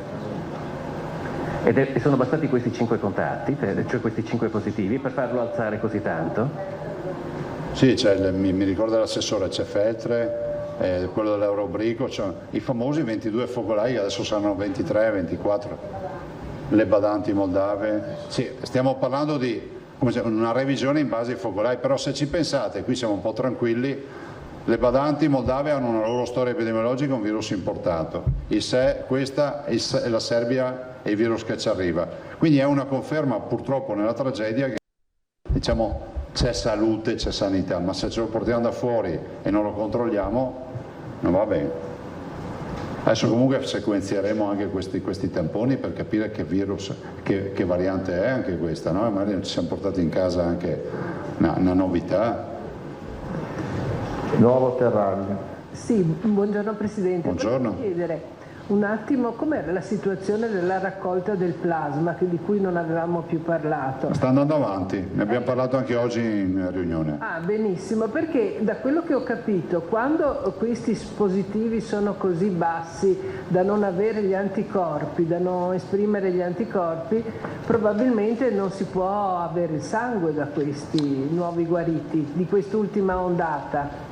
No, perché nel momento in cui sono sintomatici esprimono una carica anticorpale, se sopra 80 sono ritenuti diciamo candidati eccellenti per il plasma iperimmune, ma anche gli altri noi preleviamo da tutti i guariti perché hanno comunque una carica anticorpale e dopodiché viene concentrata perché ci sono le macchine per concentrarla questa carica.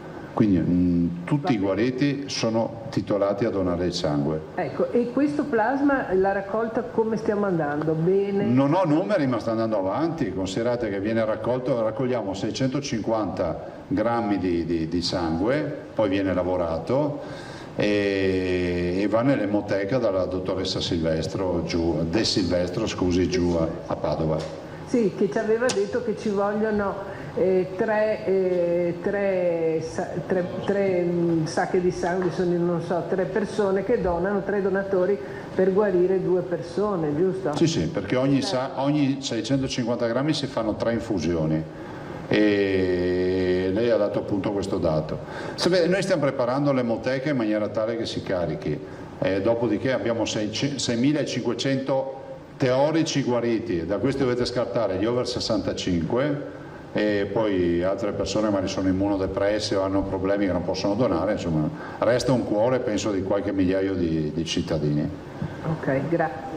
Prego. Al volo, nella prossima ordinanza è possibile che ci sia già qualche piccolo giro di vite educativo, penso alla mascherina all'esterno oppure no? Rispetto alle restrizioni individuali no, ancora no. Però non è ovvio che... Ma sapete, cioè, noi guardiamo i dati tutti i giorni, cioè, io non è che ho l'obbligo di fare simpatico, ho l'obbligo di applicare un piano di sanità pubblica perché non voglio ritrovarmi, quantomeno vogliamo fare in modo che tutto quello che si poteva adottare sia stato adottato. Ripeto, l'aspetto positivo di tutte queste vicende è che sappiamo l'origine del virus e questo non è irrilevante, sapere che è venuto da fuori. E se non ci sono altre Filippo e poi chiudiamo. Più dettagli. Uno è un dettaglio, anzi glielo faccio per secondo così non si imbizzarisce subito. No, io non ho capito bene questa cosa dei controlli di chi rientra da paesi extra Schengen. Neanch'io. Perché in effetti lei prima parlava di vulnus, questo mi pare un vulnus legislativo nazionale importante, non si capisce se sono obbligatori. La quarantena sì è obbligatoria, però se uno non dice che è tornato, cioè non è che gli Esatto, questo è il punto. Ma capite che non è, cioè in questo paese dobbiamo capire che o funziona il senso civico o non funziona. Se qualcuno immagina che ci sia una legge e ci inventiamo un altro sistema per controllare le uscite, allora bisogna a questo punto creare le dogane e tutti quelli che passano le dogane facciamo a Venezia quelli che arrivano in aeroporto li vengono intercettati facilmente in base al volo, ma quelli che arrivano via terra bisogna ripristinare le dogane a questo punto. Chi è che sa? Se il cittadino non ha senso civico si mette in quarantena, come fai a saperlo? È impossibile. Però insomma, mi pare che... Vabbè, il dettaglio era questo, domani c'è la manifestazione del centrodestra a Roma, se lei parteciperà a questa volta. No, è fatta direttamente per il Lazio, cioè so che verrà gestita, da quel che ho capito, diciamo con le forze politiche presenti nel territorio, no, non c'è. Cosa? Sì, abbiamo i gazebi, come lei abbiamo i gazebi. Sì. Va bene, grazie. Ce li abbiamo nel territorio, cioè noi abbiamo la manifestazione nazionale. Ultimamente le sue apparizioni romane sono un po'... No, io non vado a Roma. Voce, no? Guardate, io non vado a Roma da gennaio. Sono andato in Puglia ieri e basta, cioè non mi sono mai spostato. Ma perché era un impegno che mi ero preso e c'è stata un'andata a Cortina per presentare il vino di Sandro Masi e di Vespa e poi un ritorno sulla Puglia e quindi si è chiusa anche questa partita. E con questo, se il Presidente non ha altro da aggiungere, chiudiamo. Grazie e buon weekend. Io e te potremo farla domani. E questi non ha più voglia. No, grazie, scusate, no, domani non c'è e facciamo lunedì, sempre a stessa ora, 12:30, grazie a Curzo per avermelo chiesto. Lunedì alle 12:30 diretta, così spero di portarvi anche l'ordinanza. Grazie. Allora, queste le parole del governatore Zaia ha di fatto anticipato quello che volevo dire adesso, e cioè che avete sentito alle 12:30 di lunedì ci sarà il nuovo punto stampa direttamente dalla sede della Protezione Civile di Marghera per parlare dell'ordinanza. Quale ordinanza? Un'ordinanza che l'ha annunciato proprio poco fa, dovrebbe inasprire le regole, ovviamente per quanto possibile nell'ambito di quanto si può muovere la regione, perché c'è questo come dire, allarme, questa preoccupazione molto forte per gli ultimi focolai che sono diciamo, si sono manifestati in queste settimane. L'ultimo è quello di Vicenza. Ecco, le dicevamo prima della conferenza stampa che il caso del focolaio di Vicenza sarebbe entrato nel punto stampa odierno. Ne ha fatto, diciamo, una cronistoria Zaia all'inizio, parlando anche dei passaggi, insomma, negativi di questa vicenda, e cioè il ritardo di chi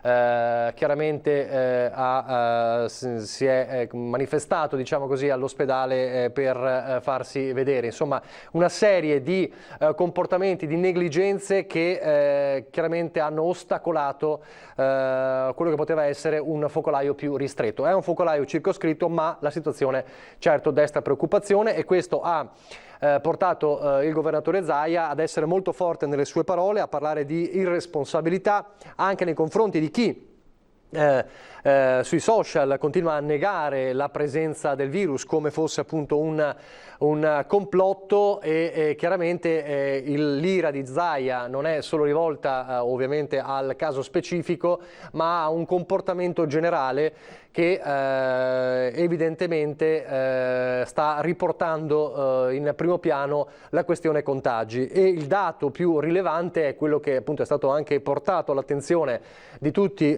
poco fa, e cioè che diciamo, l'R con T, cioè l'algoritmo del contagio, che si dice appunto R con T per dirlo in modo molto semplice, è passato da 0,43, cioè una situazione totalmente accettabile, a 1,63 in poche settimane, ed è una soglia di attenzione elevata. L'ha detto Zaia, siamo passati da un rischio contagio basso, ormai basso, a un rischio contagio elevato, e questo porterà evidentemente a delle conseguenze, e quindi lunedì si parlerà di inasprimento e vedremo in che modo ci si potrà muovere. Vedremo anche quale sarà l'evoluzione dei focolai. Non c'è solo quello di Vicenza, c'è stato quello a Feltre dell'Eurobrico, il caso delle badanti nel Padovano. Si tratta, e questa è la fortuna, di eventi e focolai circoscritti di cui si sa l'origine. Diverso sarebbe stato se ci fossero delle mancanze su questo punto, però fa intendere come la situazione possa sfuggire di mano, e questo non è un bel segnale, non è un bel segnale neanche evidentemente sul fronte del turismo. Fra pochissimo avremo il presidente dei Federalberghi Veneto, Marco Micheli, per parlare un po' del turismo, ma evidentemente anche queste notizie, questi aggiornamenti non fanno bene a chi cerca di far ripartire il turismo. Allora, non so se abbiamo già il presidente Micheli, fra pochissimo credo. fra pochissimo credo. Ha parlato anche della necessità, però questo è diciamo un legaccio, come dire, un ostacolo legislativo che evidentemente riguarda anche il governo, cioè la possibilità di poter intervenire con dei TSO, con dei ricoveri coatti per chi rifiuta diciamo, il ricovero, come è successo nel caso del focolaio vicentino. Dice a questo punto non possiamo stare troppo a discutere di questo, se c'è una persona che ha una positività deve essere ricoverata, non si può essere delicati su questo, non si può accettare che uno rifiuti il ricovero perché deve andare in vacanza. E quindi si è parlato anche di un ricovero coatto, si è parlato di TSO, vedremo se questa soluzione verrà in qualche modo è portata poi come istanza a livello nazionale, se è una cosa gestibile a livello regionale. Fatemi sapere se abbiamo il Presidente Michielli per parlare appunto anche del turismo, legato evidentemente a queste ultime notizie. Il dato nel frattempo delle ultime ore, ve lo faccio vedere, il bollettino della mattina, eccolo qui, ve lo faccio vedere sullo schermo, parla di 19.314 casi totali, delle ultime ore sono più 4 i positivi, con 3 casi positivi in più a Treviso, sono 390 gli attualmente positivi. Resta il dato drammatico dall'inizio dell'emergenza di 2023 persone decedute, 16.901 invece i negativizzati, 737 i soggetti in isolamento domiciliare. Poi scorrendo invece sul dato dei ricoveri, 171 in area non critica e 8 in terapia intensiva, e sono tutti negativizzati, quindi diciamo è una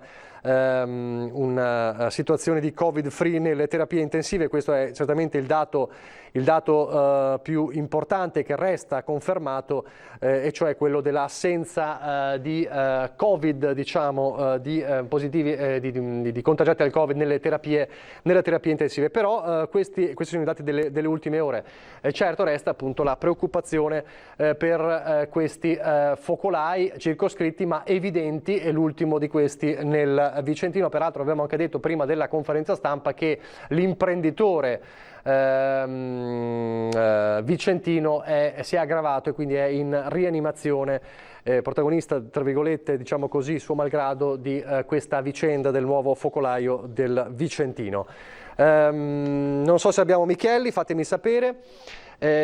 Allora, dicevamo, nuova ordinanza in arrivo lunedì, come sapete non c'è più l'obbligo della mascherina per poter uscire in Veneto ormai da settimane, ma c'è l'obbligo dell'utilizzo della mascherina per quanto riguarda gli assembramenti oppure nei luoghi chiusi. Vedremo se cambierà qualcosa da questo punto di vista, oppure se sarà un inasprimento delle pene, cioè delle multe, delle sanzioni per chi verrà pizzicato in situazioni non regolari, e quindi questo potrebbe essere il senso dell'ordinanza di lunedì, oppure se con l'andare delle settimane ci sarà bisogno di altro. Si spera di no, perché il post-lockdown, la cosiddetta fase 3, era proprio quella improntata a ripartire dopo le riaperture. Ha anche risposto, diciamo, a una provocazione di un collega giornalista. Molti diranno, ha detto il collega, che probabilmente si è aperto troppo presto, ma lo stesso Zaia ha ribadito come di fatto non si è fatto altro che seguire quello che è un piano sanitario che è tale anche per tutte le regioni d'Italia. Quindi diciamo si è aperto, la riapertura c'è stata in base ai dati che c'erano. I dati che c'erano in quel momento erano dati che facevano ben sperare. Vediamo se abbiamo la possibilità di collegarci con Marco Michielli. Se mi fate un cenno dalla regia, se no non ancora.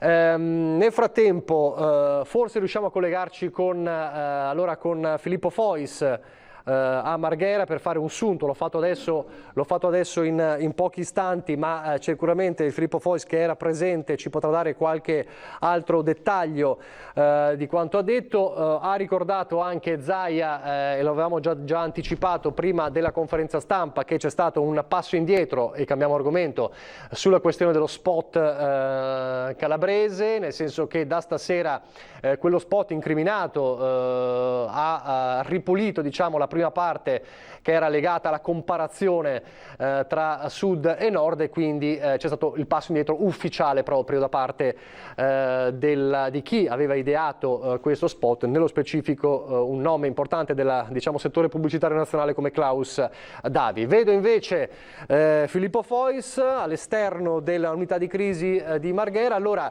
uno Zaia molto arrabbiato, l'abbiamo detto, e che annuncia una nuova ordinanza per lunedì. Sì, la nuova ordinanza in realtà sarebbe stata già pronta, ma Zaia non l'ha voluta firmare perché ancora non lo soddisfa pienamente.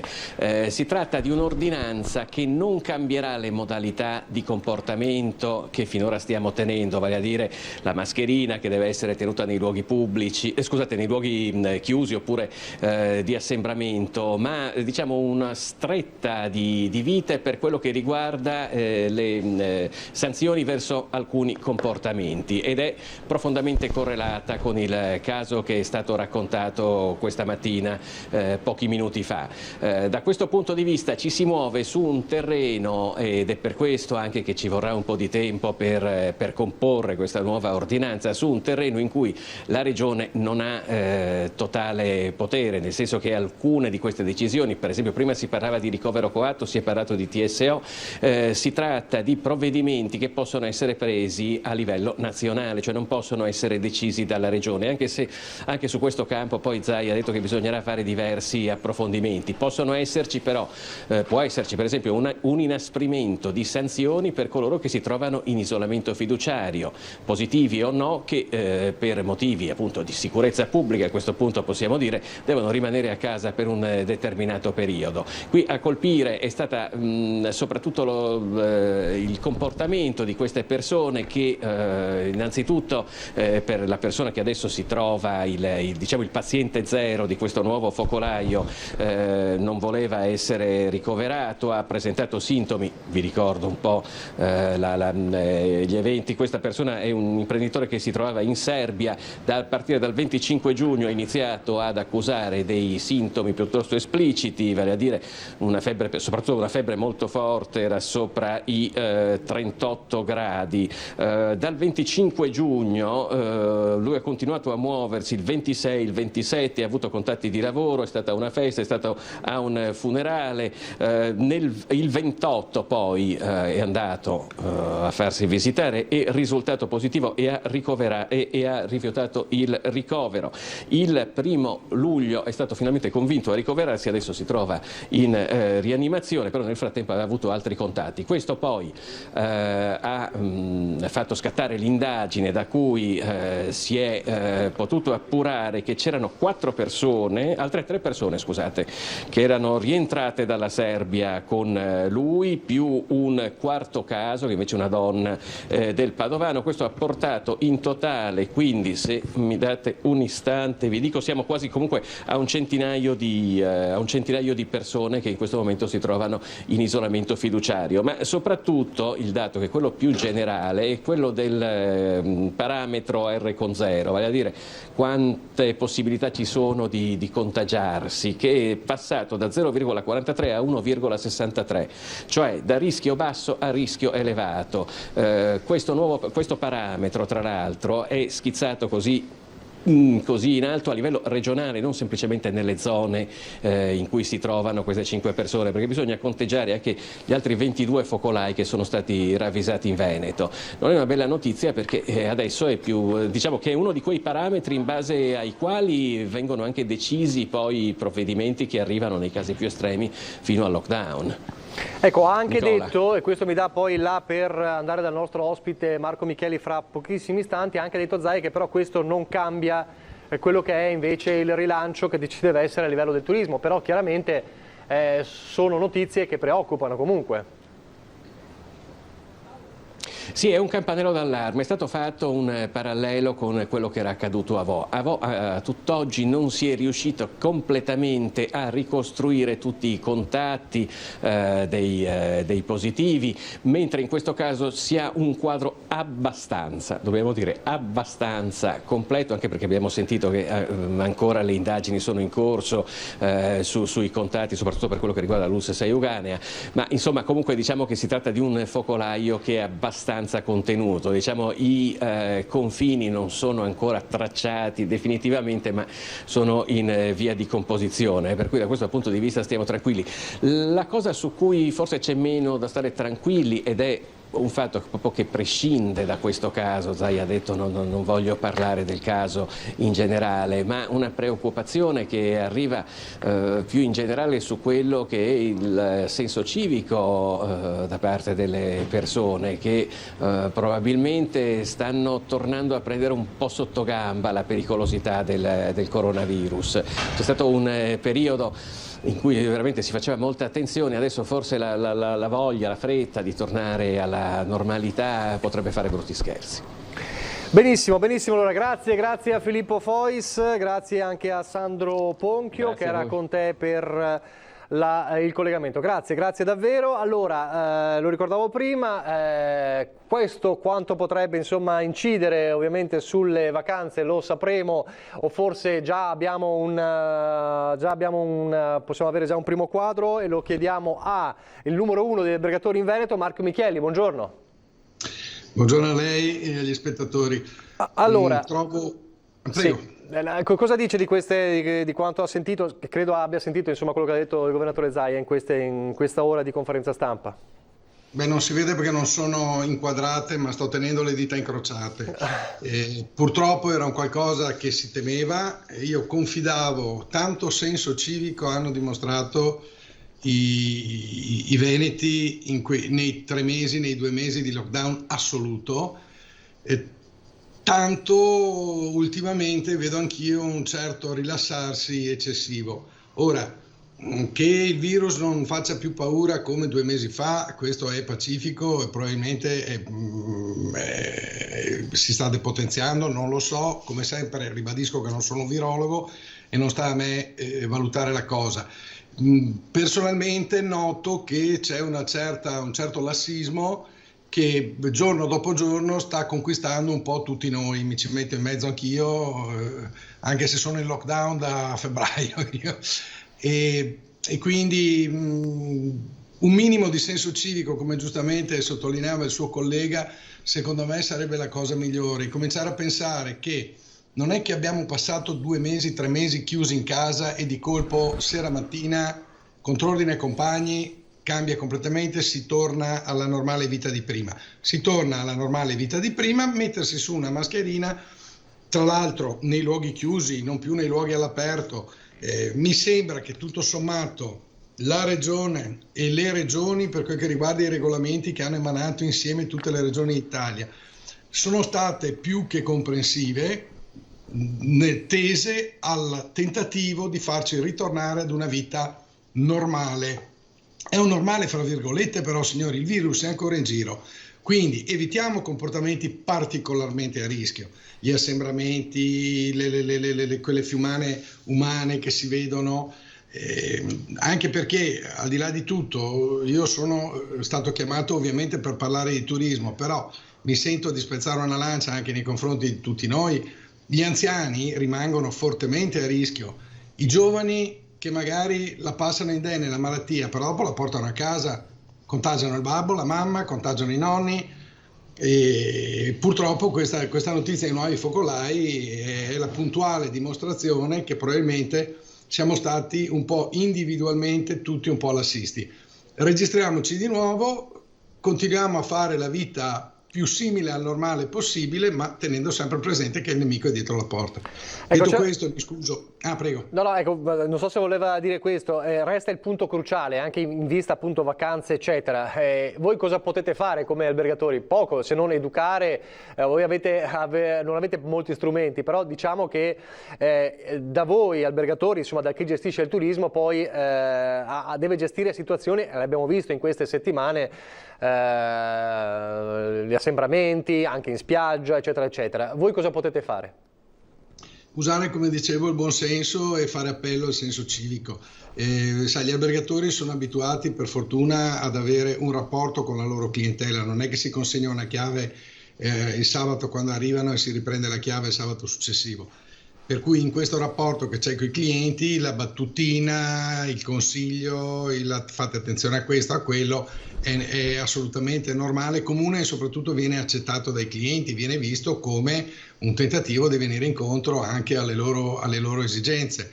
Il problema è che queste notizie, io spero che questa sia l'ultima notizia, non so che esito potranno avere le misure che ha annunciato il governatore prima, però un po' più di attenzione, un po' più di controlli anche, perché io noto una cosa, per esempio l'assembramento in piazza, basta che passi una macchina dei vigili, siccome tutti sappiamo, abbiamo la coda di paglia su questa cosa, sul fatto di non dover stare raggruppati eccetera, gruppo di giovani tutti attaccati uno sull'altro, passa la macchina dei vigili, improvvisamente si separano.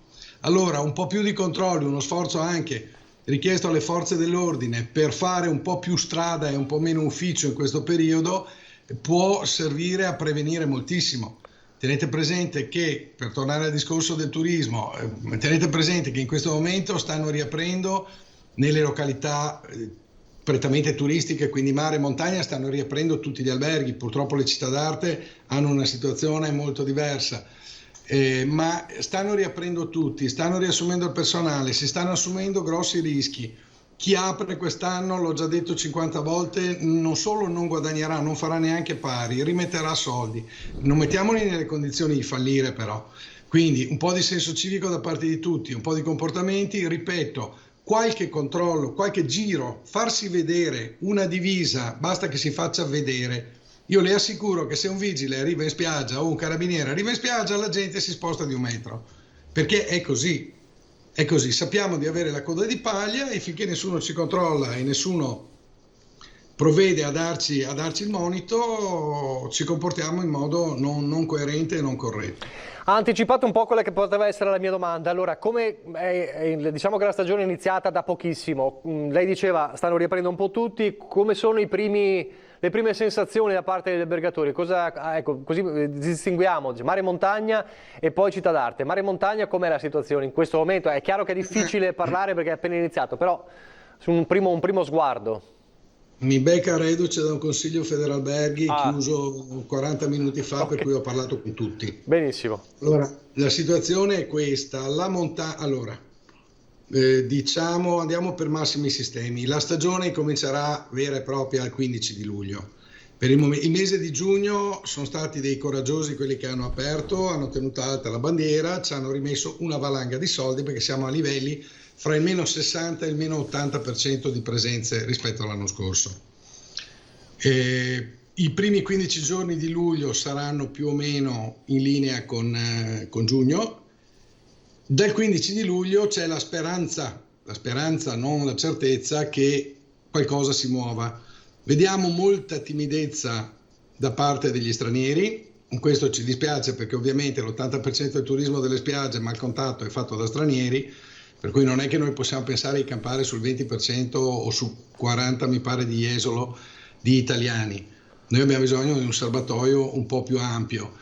E stiamo pagando tutta una pubblicità negativa fatta, errori di comunicazione fatti durante il lockdown.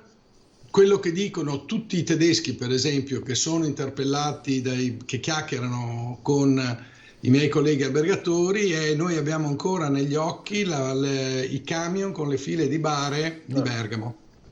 Quella è stata un'immagine, credo che sarà una delle immagini iconiche, purtroppo, del 2020. Ha avuto una trasmissione all'estero spaventosa, mal calcolata in Italia, e quella è l'immagine che è rimasta della pandemia in Italia, mentre negli altri paesi non si sono viste scene simili, a parte paesi borderline, voglio dire, non paesi europei. Questa è una cosa che stiamo pagando ancora oggi. Oggi mi sono detto con i miei colleghi, e li ho trovati tutti già o d'accordo o che già lo stanno facendo, In questo momento bisogna che attiviamo un grande passaparola per quel che riguarda gli stranieri. Quelli che vengono, tra l'altro, sono tutti entusiasti perché trovano una situazione, chiaramente le località sono molto più vuote rispetto agli altri anni, è più confortevole, è più sereno, soprattutto non trovano il plexiglass. Prima cosa che domanda il tedesco quando arriva: ma dove sono le barriere plexiglass? Perché anche quella è stata una boiata lanciata una mattina che per quel che riguarda il nostro paese è morta in 2 giorni. Lo stesso presidente Zaia ha detto, per carità non se ne parla nemmeno di cose il giorno stesso dopo. Questa cosa che per noi è nata e morta un mese fa, in Germania è ancora attuale. Questi si aspettano di trovare le barriere, i plexiglass in spiaggia. Allora, come le ripeto, passaparola, gli strumenti, i vari Facebook, i vari strumenti di comunicazione, eccetera, che portino il messaggio di questi stranieri che sono venuti in Italia, che dicono ai loro connazionali: venite perché è bellissimo, è tutto come prima, eccetera. Perché qualunque cosa diciamo noi suona sempre sospetta. Uscire adesso, come ho avuto modo di dire da subito, già 3 mesi fa, uscire con una promozione nel quale dici venite in Italia a uno che si è appena rivisto ripassare per la 50ª volta le immagini delle bare di Bergamo, suona perfino una presa in giro, mentre il messaggio diretto di chi è stato, che consiglia di venire ai suoi connazionali, quello è un messaggio importante. Allora, le chiedo se può aspettare qualche minuto che lanciamo la pubblicità, poi vorrei parlare con lei delle città d'arte, che è un'altra, che invece è una ferita che resta aperta, e di altro ancora. Allora, pubblicità e poi di nuovo con il Presidente Michielli.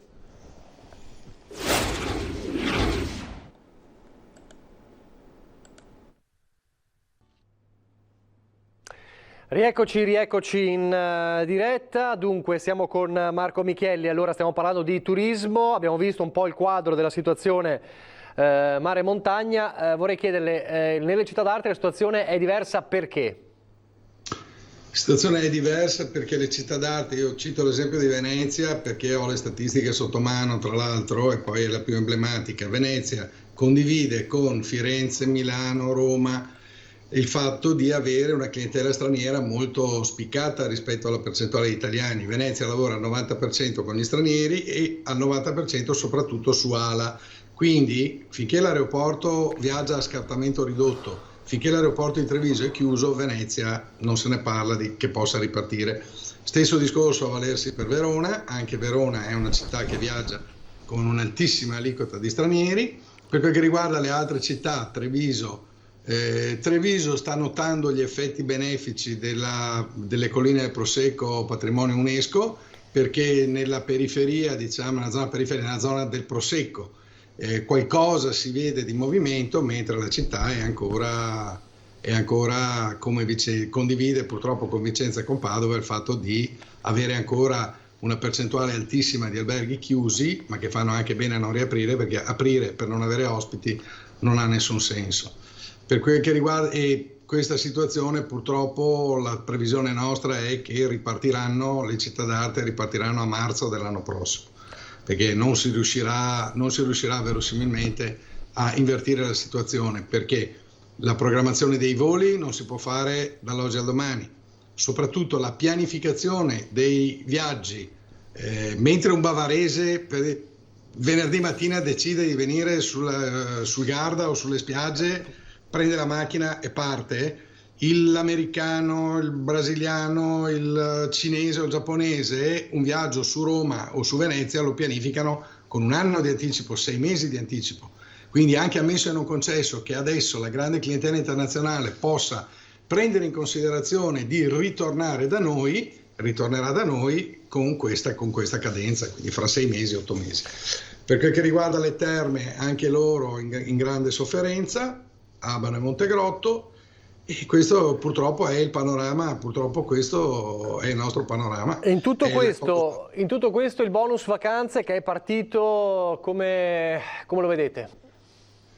Guardi, rimaniamo fermi come Federalberghi sulla nostra posizione. Grazie al governo per averci pensato, grazie per averci soprattutto messo una valanga di soldi che secondo noi era meglio se li davano direttamente agli imprenditori che sono in asfissia assoluta di liquidità. Lo strumento che è stato scelto non è perverso lui di natura, è assolutamente perversa, macchinosa, burocratica, bizantina, trovi lei l'aggettivo che meglio lo descrive, la modalità di esecuzione di questa cosa. I passaggi per riuscire a ottenere il placet ad avere il bonus vacanze sono una follia informatica. Siamo passati dalla burocrazia cartacea alla burocrazia elettronica. Quello che doveva semplificare l'elettronica, che doveva semplificare le cose, premi un pulsante e ottieni la risposta, in realtà è procurati lo SPID. Non tutti hanno l'identità elettronica in Italia, quindi bisogna procurarsi lo SPID, andare sul sito, gliela faccio velocissima, ma andare sul sito, dichiarare lo SPID, far fare la verifica dell'ISEE, a quel punto ti arriva o il sì o il no. Se ti arriva il sì, a quel punto credi di essere arrivato. No, ti arriva un codice o un QR code che devi mandare all'albergatore che dovrà accettare questa cosa. Cioè, si immagini, un single, per esempio, ha diritto a 150 euro di detrazione fiscale. Perde più uno da 10 euro l'ora, non voglio dire un grande professionista o qualcuno, ma uno da 10 euro l'ora. Se mi perde 5 ore per riuscire a ottenere mezza giornata, per riuscire a ottenere queste cose, rinuncia ai 150 euro. L'ultima domanda. Quello che diciamo, sì. Semplifichiamolo, quello che stiamo chiedendo al governo è semplificate questo meccanismo perverso, che poi non è finita. L'80% di questo sconto viene anticipato all'albergatore, che farà lo sconto diretto al cliente. Certo. Ma a lei sembra che in un momento in cui la principale emergenza di un settore economico è la mancanza di liquidità, ci private anche di quella pur piccola liquidità? È una domanda che gireremo fra pochissimo al sottosegretario Baretta, che avremo in collegamento fra pochi minuti. L'ultima cosa che le chiedo, ha visto insomma quanto è successo a Jesolo, non c'entra nulla col Covid, però purtroppo un altro pestaggio di notte, c'è una persona anche in gravi condizioni, diciamo che piove sul bagnato perché non ci vuole, no? La maxi rissa in piazza Mazzini, un altro pestaggio, insomma che si deve fare? Qui non è Jesolo. Allora, quello che voglio chiarire è che non è Jesolo. No, certo. Jesolo è una località che attira queste persone, che sono le stesse persone che si pestano nelle calli di Venezia, si pestano di fronte ai bar di Noventa di Piave. Ho appena letto la notizia di un caro amico albergatore di Noventa di Piave esasperato da queste situazioni, quindi non è Jesolo. Certo. È una fetta di popolazione, perché non credo che siano quelli che si definiscono i borderline, cioè non sono delinquenti istituzionali, non sono gentaglia, sono i giovani che molto probabilmente compressi per 2 o 3 mesi stanno esplodendo. Il modo di esplodere che hanno trovato, a mio modo di vedere, è quello sbagliato, però non ho più 20 anni, per cui non posso capirla. Forse se avessi 20 anni mi comporterei sbagliando come loro. Ma il miglior modo di uscire dal lockdown non è imbriagarsi, per cui dopo diventi aggressivo, per cui dopo scateni la rissa, per cui dopo eccetera eccetera. Stiamo tutti un po', ritorno al discorso che abbiamo fatto all'inizio, stiamo tutti un po' più calmini, il virus non è completamente debellato, non è andato via, stiamo attenti e cerchiamo di comportarci a persone civili. L'abbiamo fatto per 2 mesi, quello che mi fa impazzire. Siamo stati, io l'ho apprezzata sta cosa in un modo incredibile, perché avrei scommesso che i veneti, con quello spirito che hanno, libero eccetera, avrebbero mal accettato e mal condiviso il fatto di dover restare sigillati in casa. L'hanno fatto. È stato fatto lo sforzo più grande, e adesso che siamo chiamati a stupidissimi adempimenti che non pesano minimamente, un minimo di attenzione, adesso improvvisamente collassiamo e rischiamo di mettere a rischio tutti i sacrifici che abbiamo fatto nei mesi precedenti. Una follia. Bene, bene importante anche il suo monito, è bene ribadirlo insomma. Grazie allora, grazie a Marco Micheli, grazie e buon lavoro. Ci risentiremo evidentemente nelle prossime settimane per tenere un po', per fare il punto della situazione. Grazie davvero, noi andiamo di nuovo in pubblicità e poi ancora la nostra edizione straordinaria.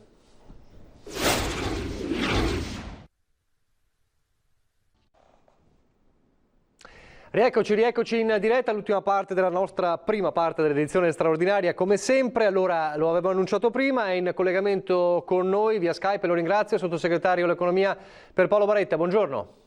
Buongiorno. Buongiorno, questo ci consentirà di parlare sia del governo ma anche di Venezia. Insomma, lo ricordo per i pochi che non lo sappiano che lei è candidato sindaco a Venezia con il centro-sinistra, quindi parleremo anche di Venezia, però io prima partirei dal governo. Perché da quanto ho capito, ma chiedo conferma a lei che ovviamente lo può sapere meglio di me, è slittato il Consiglio dei Ministri sul decreto semplificazioni a lunedì, è così, ma siamo alle battute finali? Sì, è slittato, stiamo aspettando anche per un nuovo momento di fare quanto abbiamo messo in integrazione e su altri.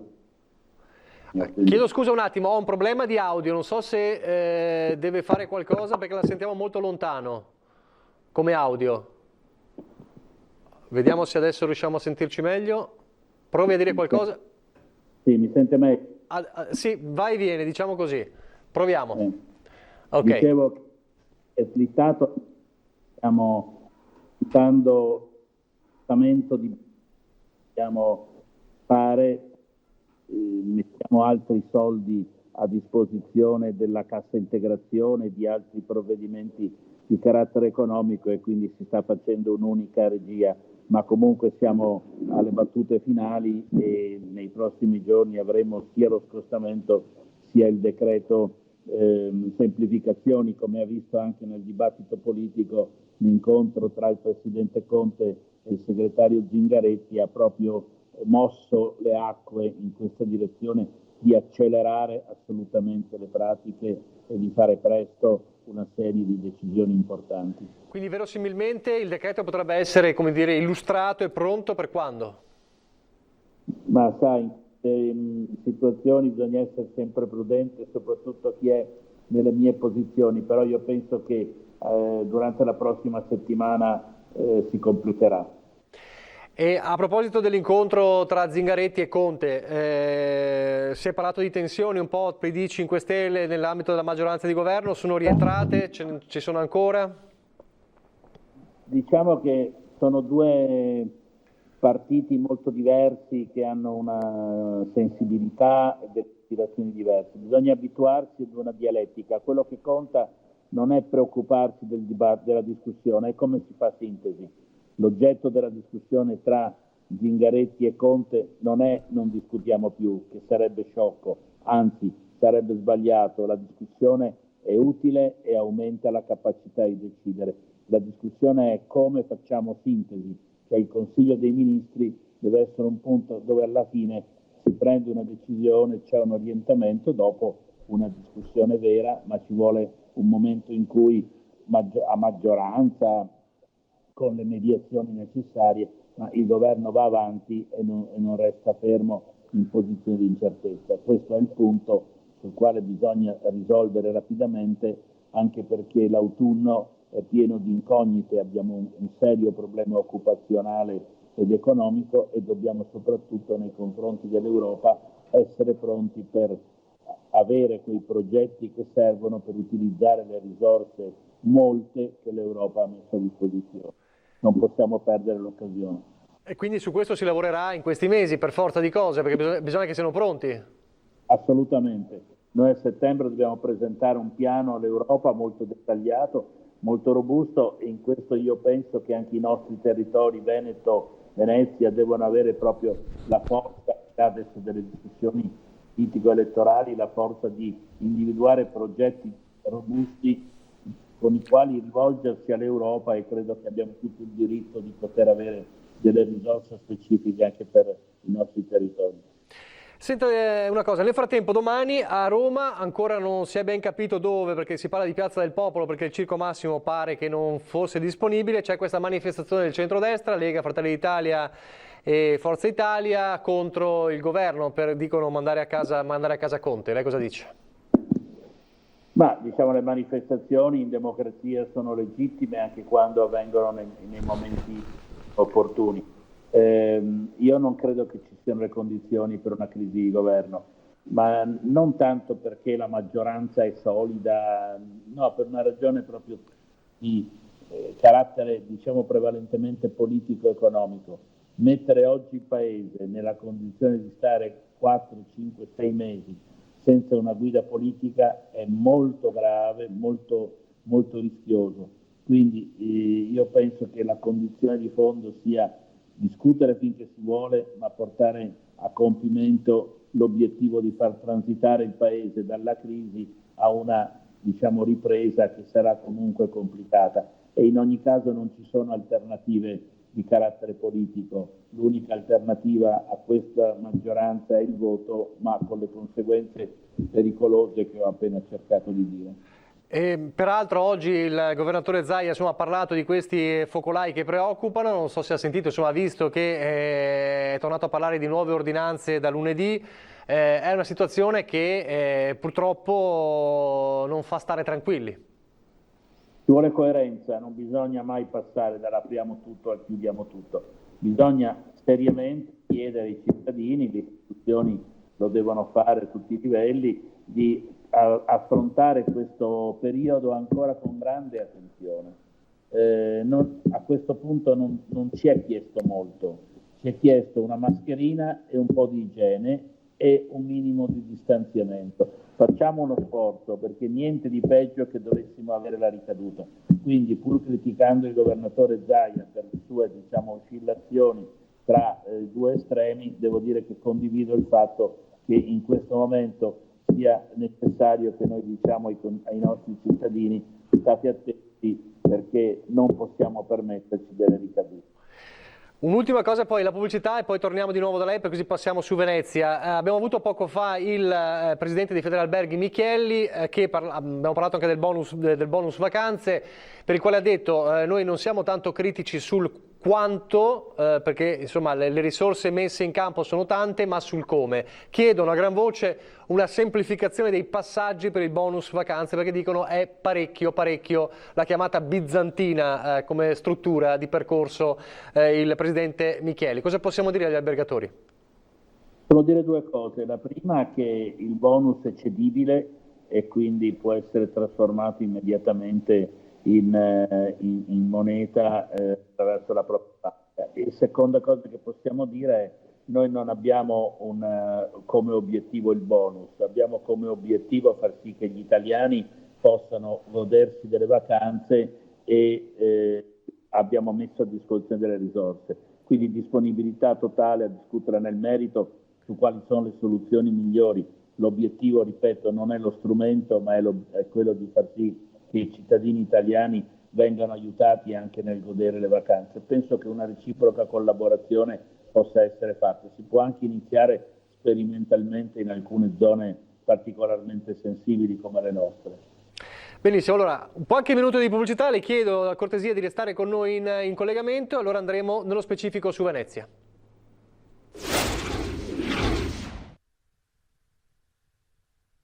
Rieccoci in diretta, siamo con il sottosegretario all'economia Pierpaolo Baretta, abbiamo parlato un po' del governo in questi minuti, adesso però entriamo su Venezia, perché il sottosegretario Baretta è anche candidato sindaco a Venezia per le elezioni che si terranno a settembre con il centro-sinistra. Allora le volevo chiedere come prima cosa questo: lei si sta girando un po' nel territorio in queste settimane per assaggiare un po' le situazioni del territorio che lei già conosce, ma insomma è bene rivederle, risentirle e le varie criticità del territorio molto complesso come quello del Comune di Venezia. La prima cosa che le chiedo è: da queste ricognizioni sul territorio cosa emerge? Qual è l'urgenza principale del Comune di Venezia secondo lei? Chiaramente uno pensa a Venezia e pensa subito al turismo, però non c'è solo il turismo tra le urgenze di Venezia. Qual è secondo lei quella più importante al di là del turismo? Ma ce n'è una di metodo che sembra metodo, poi invece è una cosa molto importante, cioè la condivisione delle decisioni. È troppo evidente ed è riscontrato da tutti che oggi, anche per il carattere che ha, il sindaco gestisce tutto in prima persona, non c'è l'assessore alla cultura a Venezia, le municipalità sono state praticamente messe a zero, a tacere. Quindi c'è una voglia di partecipazione, anche di contare le associazioni, gli spazi, i luoghi. E seconda questione è lo sviluppo economico, c'è una preoccupazione sull'occupazione, chiaramente il turismo in primis, ma non solo, cioè tutti i settori oggi sono in crisi e la vera domanda è come riusciamo a gestire una ripresa, e l'impressione generale è che ci vogliano idee nuove e approcci diversi da quelli del passato. Queste mi sembrano due cose più rilevanti che sono presenti nel riscontro che ho con i cittadini di qualsiasi tendenza, anche tra coloro che magari poi riconfermeranno il loro voto all'amministrazione attuale, però c'è questa critica sul fatto che non coinvolge e secondo che non c'è una visione su come portare Venezia oltre gli ostacoli attuali.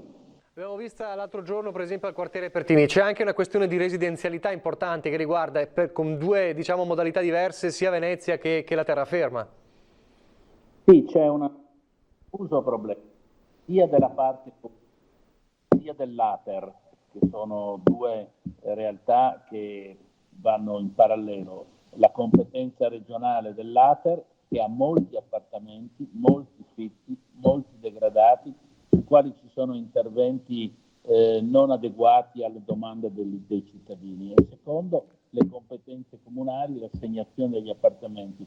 Infatti la nostra opinione, la mia opinione, è che noi dovremmo riorganizzare Insula, che è un po' la società che tiene tutte queste cose insieme, per farla diventare un unico soggetto, e poi utilizzare anche il bonus che il governo ha messo a disposizione del 100-110% per un grande piano di risanamento dell'edilizia pubblica, in maniera tale che si possa poi anche distribuirla.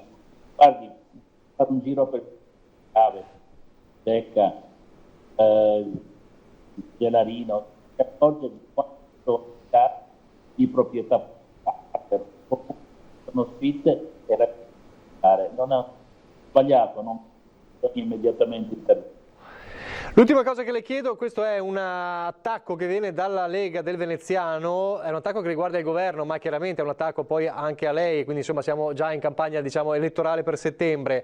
Allora, la nota polemica del segretario coordinatore della Lega del Veneziano Andrea Tomaello, che si riferisce al voto di maggioranza, della maggioranza dice Tomaello, che ha bocciato l'emendamento a prima firma del deputato veneziano della Lega Alex Bazzaro, che avrebbe garantito lo stanziamento di 300.000 euro per la legge speciale. Diciamo che la nota di Tomaello è Baretta, in quanto rappresentante della maggioranza e del sottosegretario dell'Economia e Finanze, nega i fondi della legge speciale a Venezia.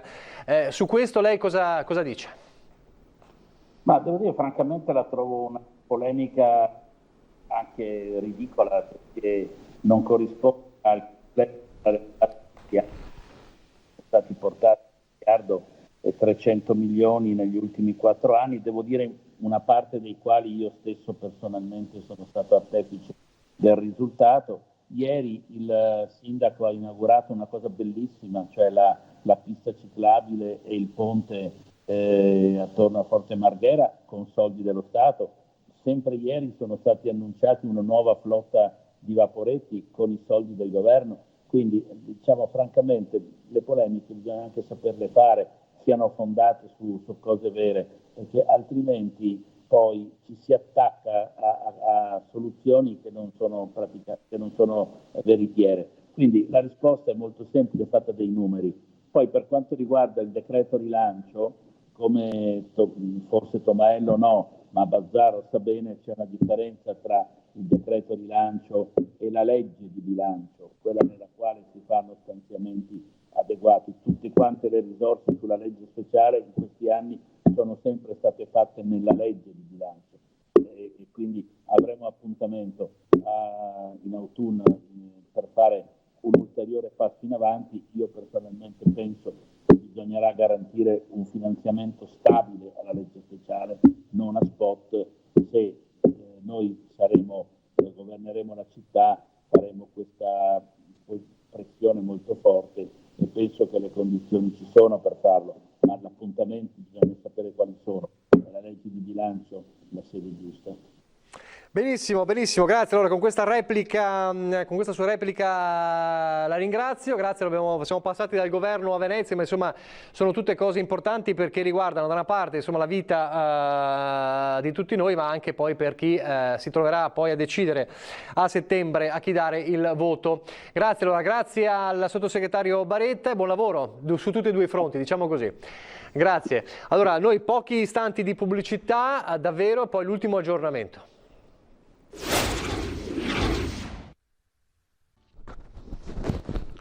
Rieccoci allora, rieccoci in diretta, solo per dirvi che non ci sono aggiornamenti dell'ultima ora, quindi ci salutiamo qui e ci rivediamo alle 18:30 con il telegiornale del Veneto, poi Venezia, Treviso e poi l'edizione straordinaria dalle 20 alle 21. Grazie per averci seguito e arrivederci.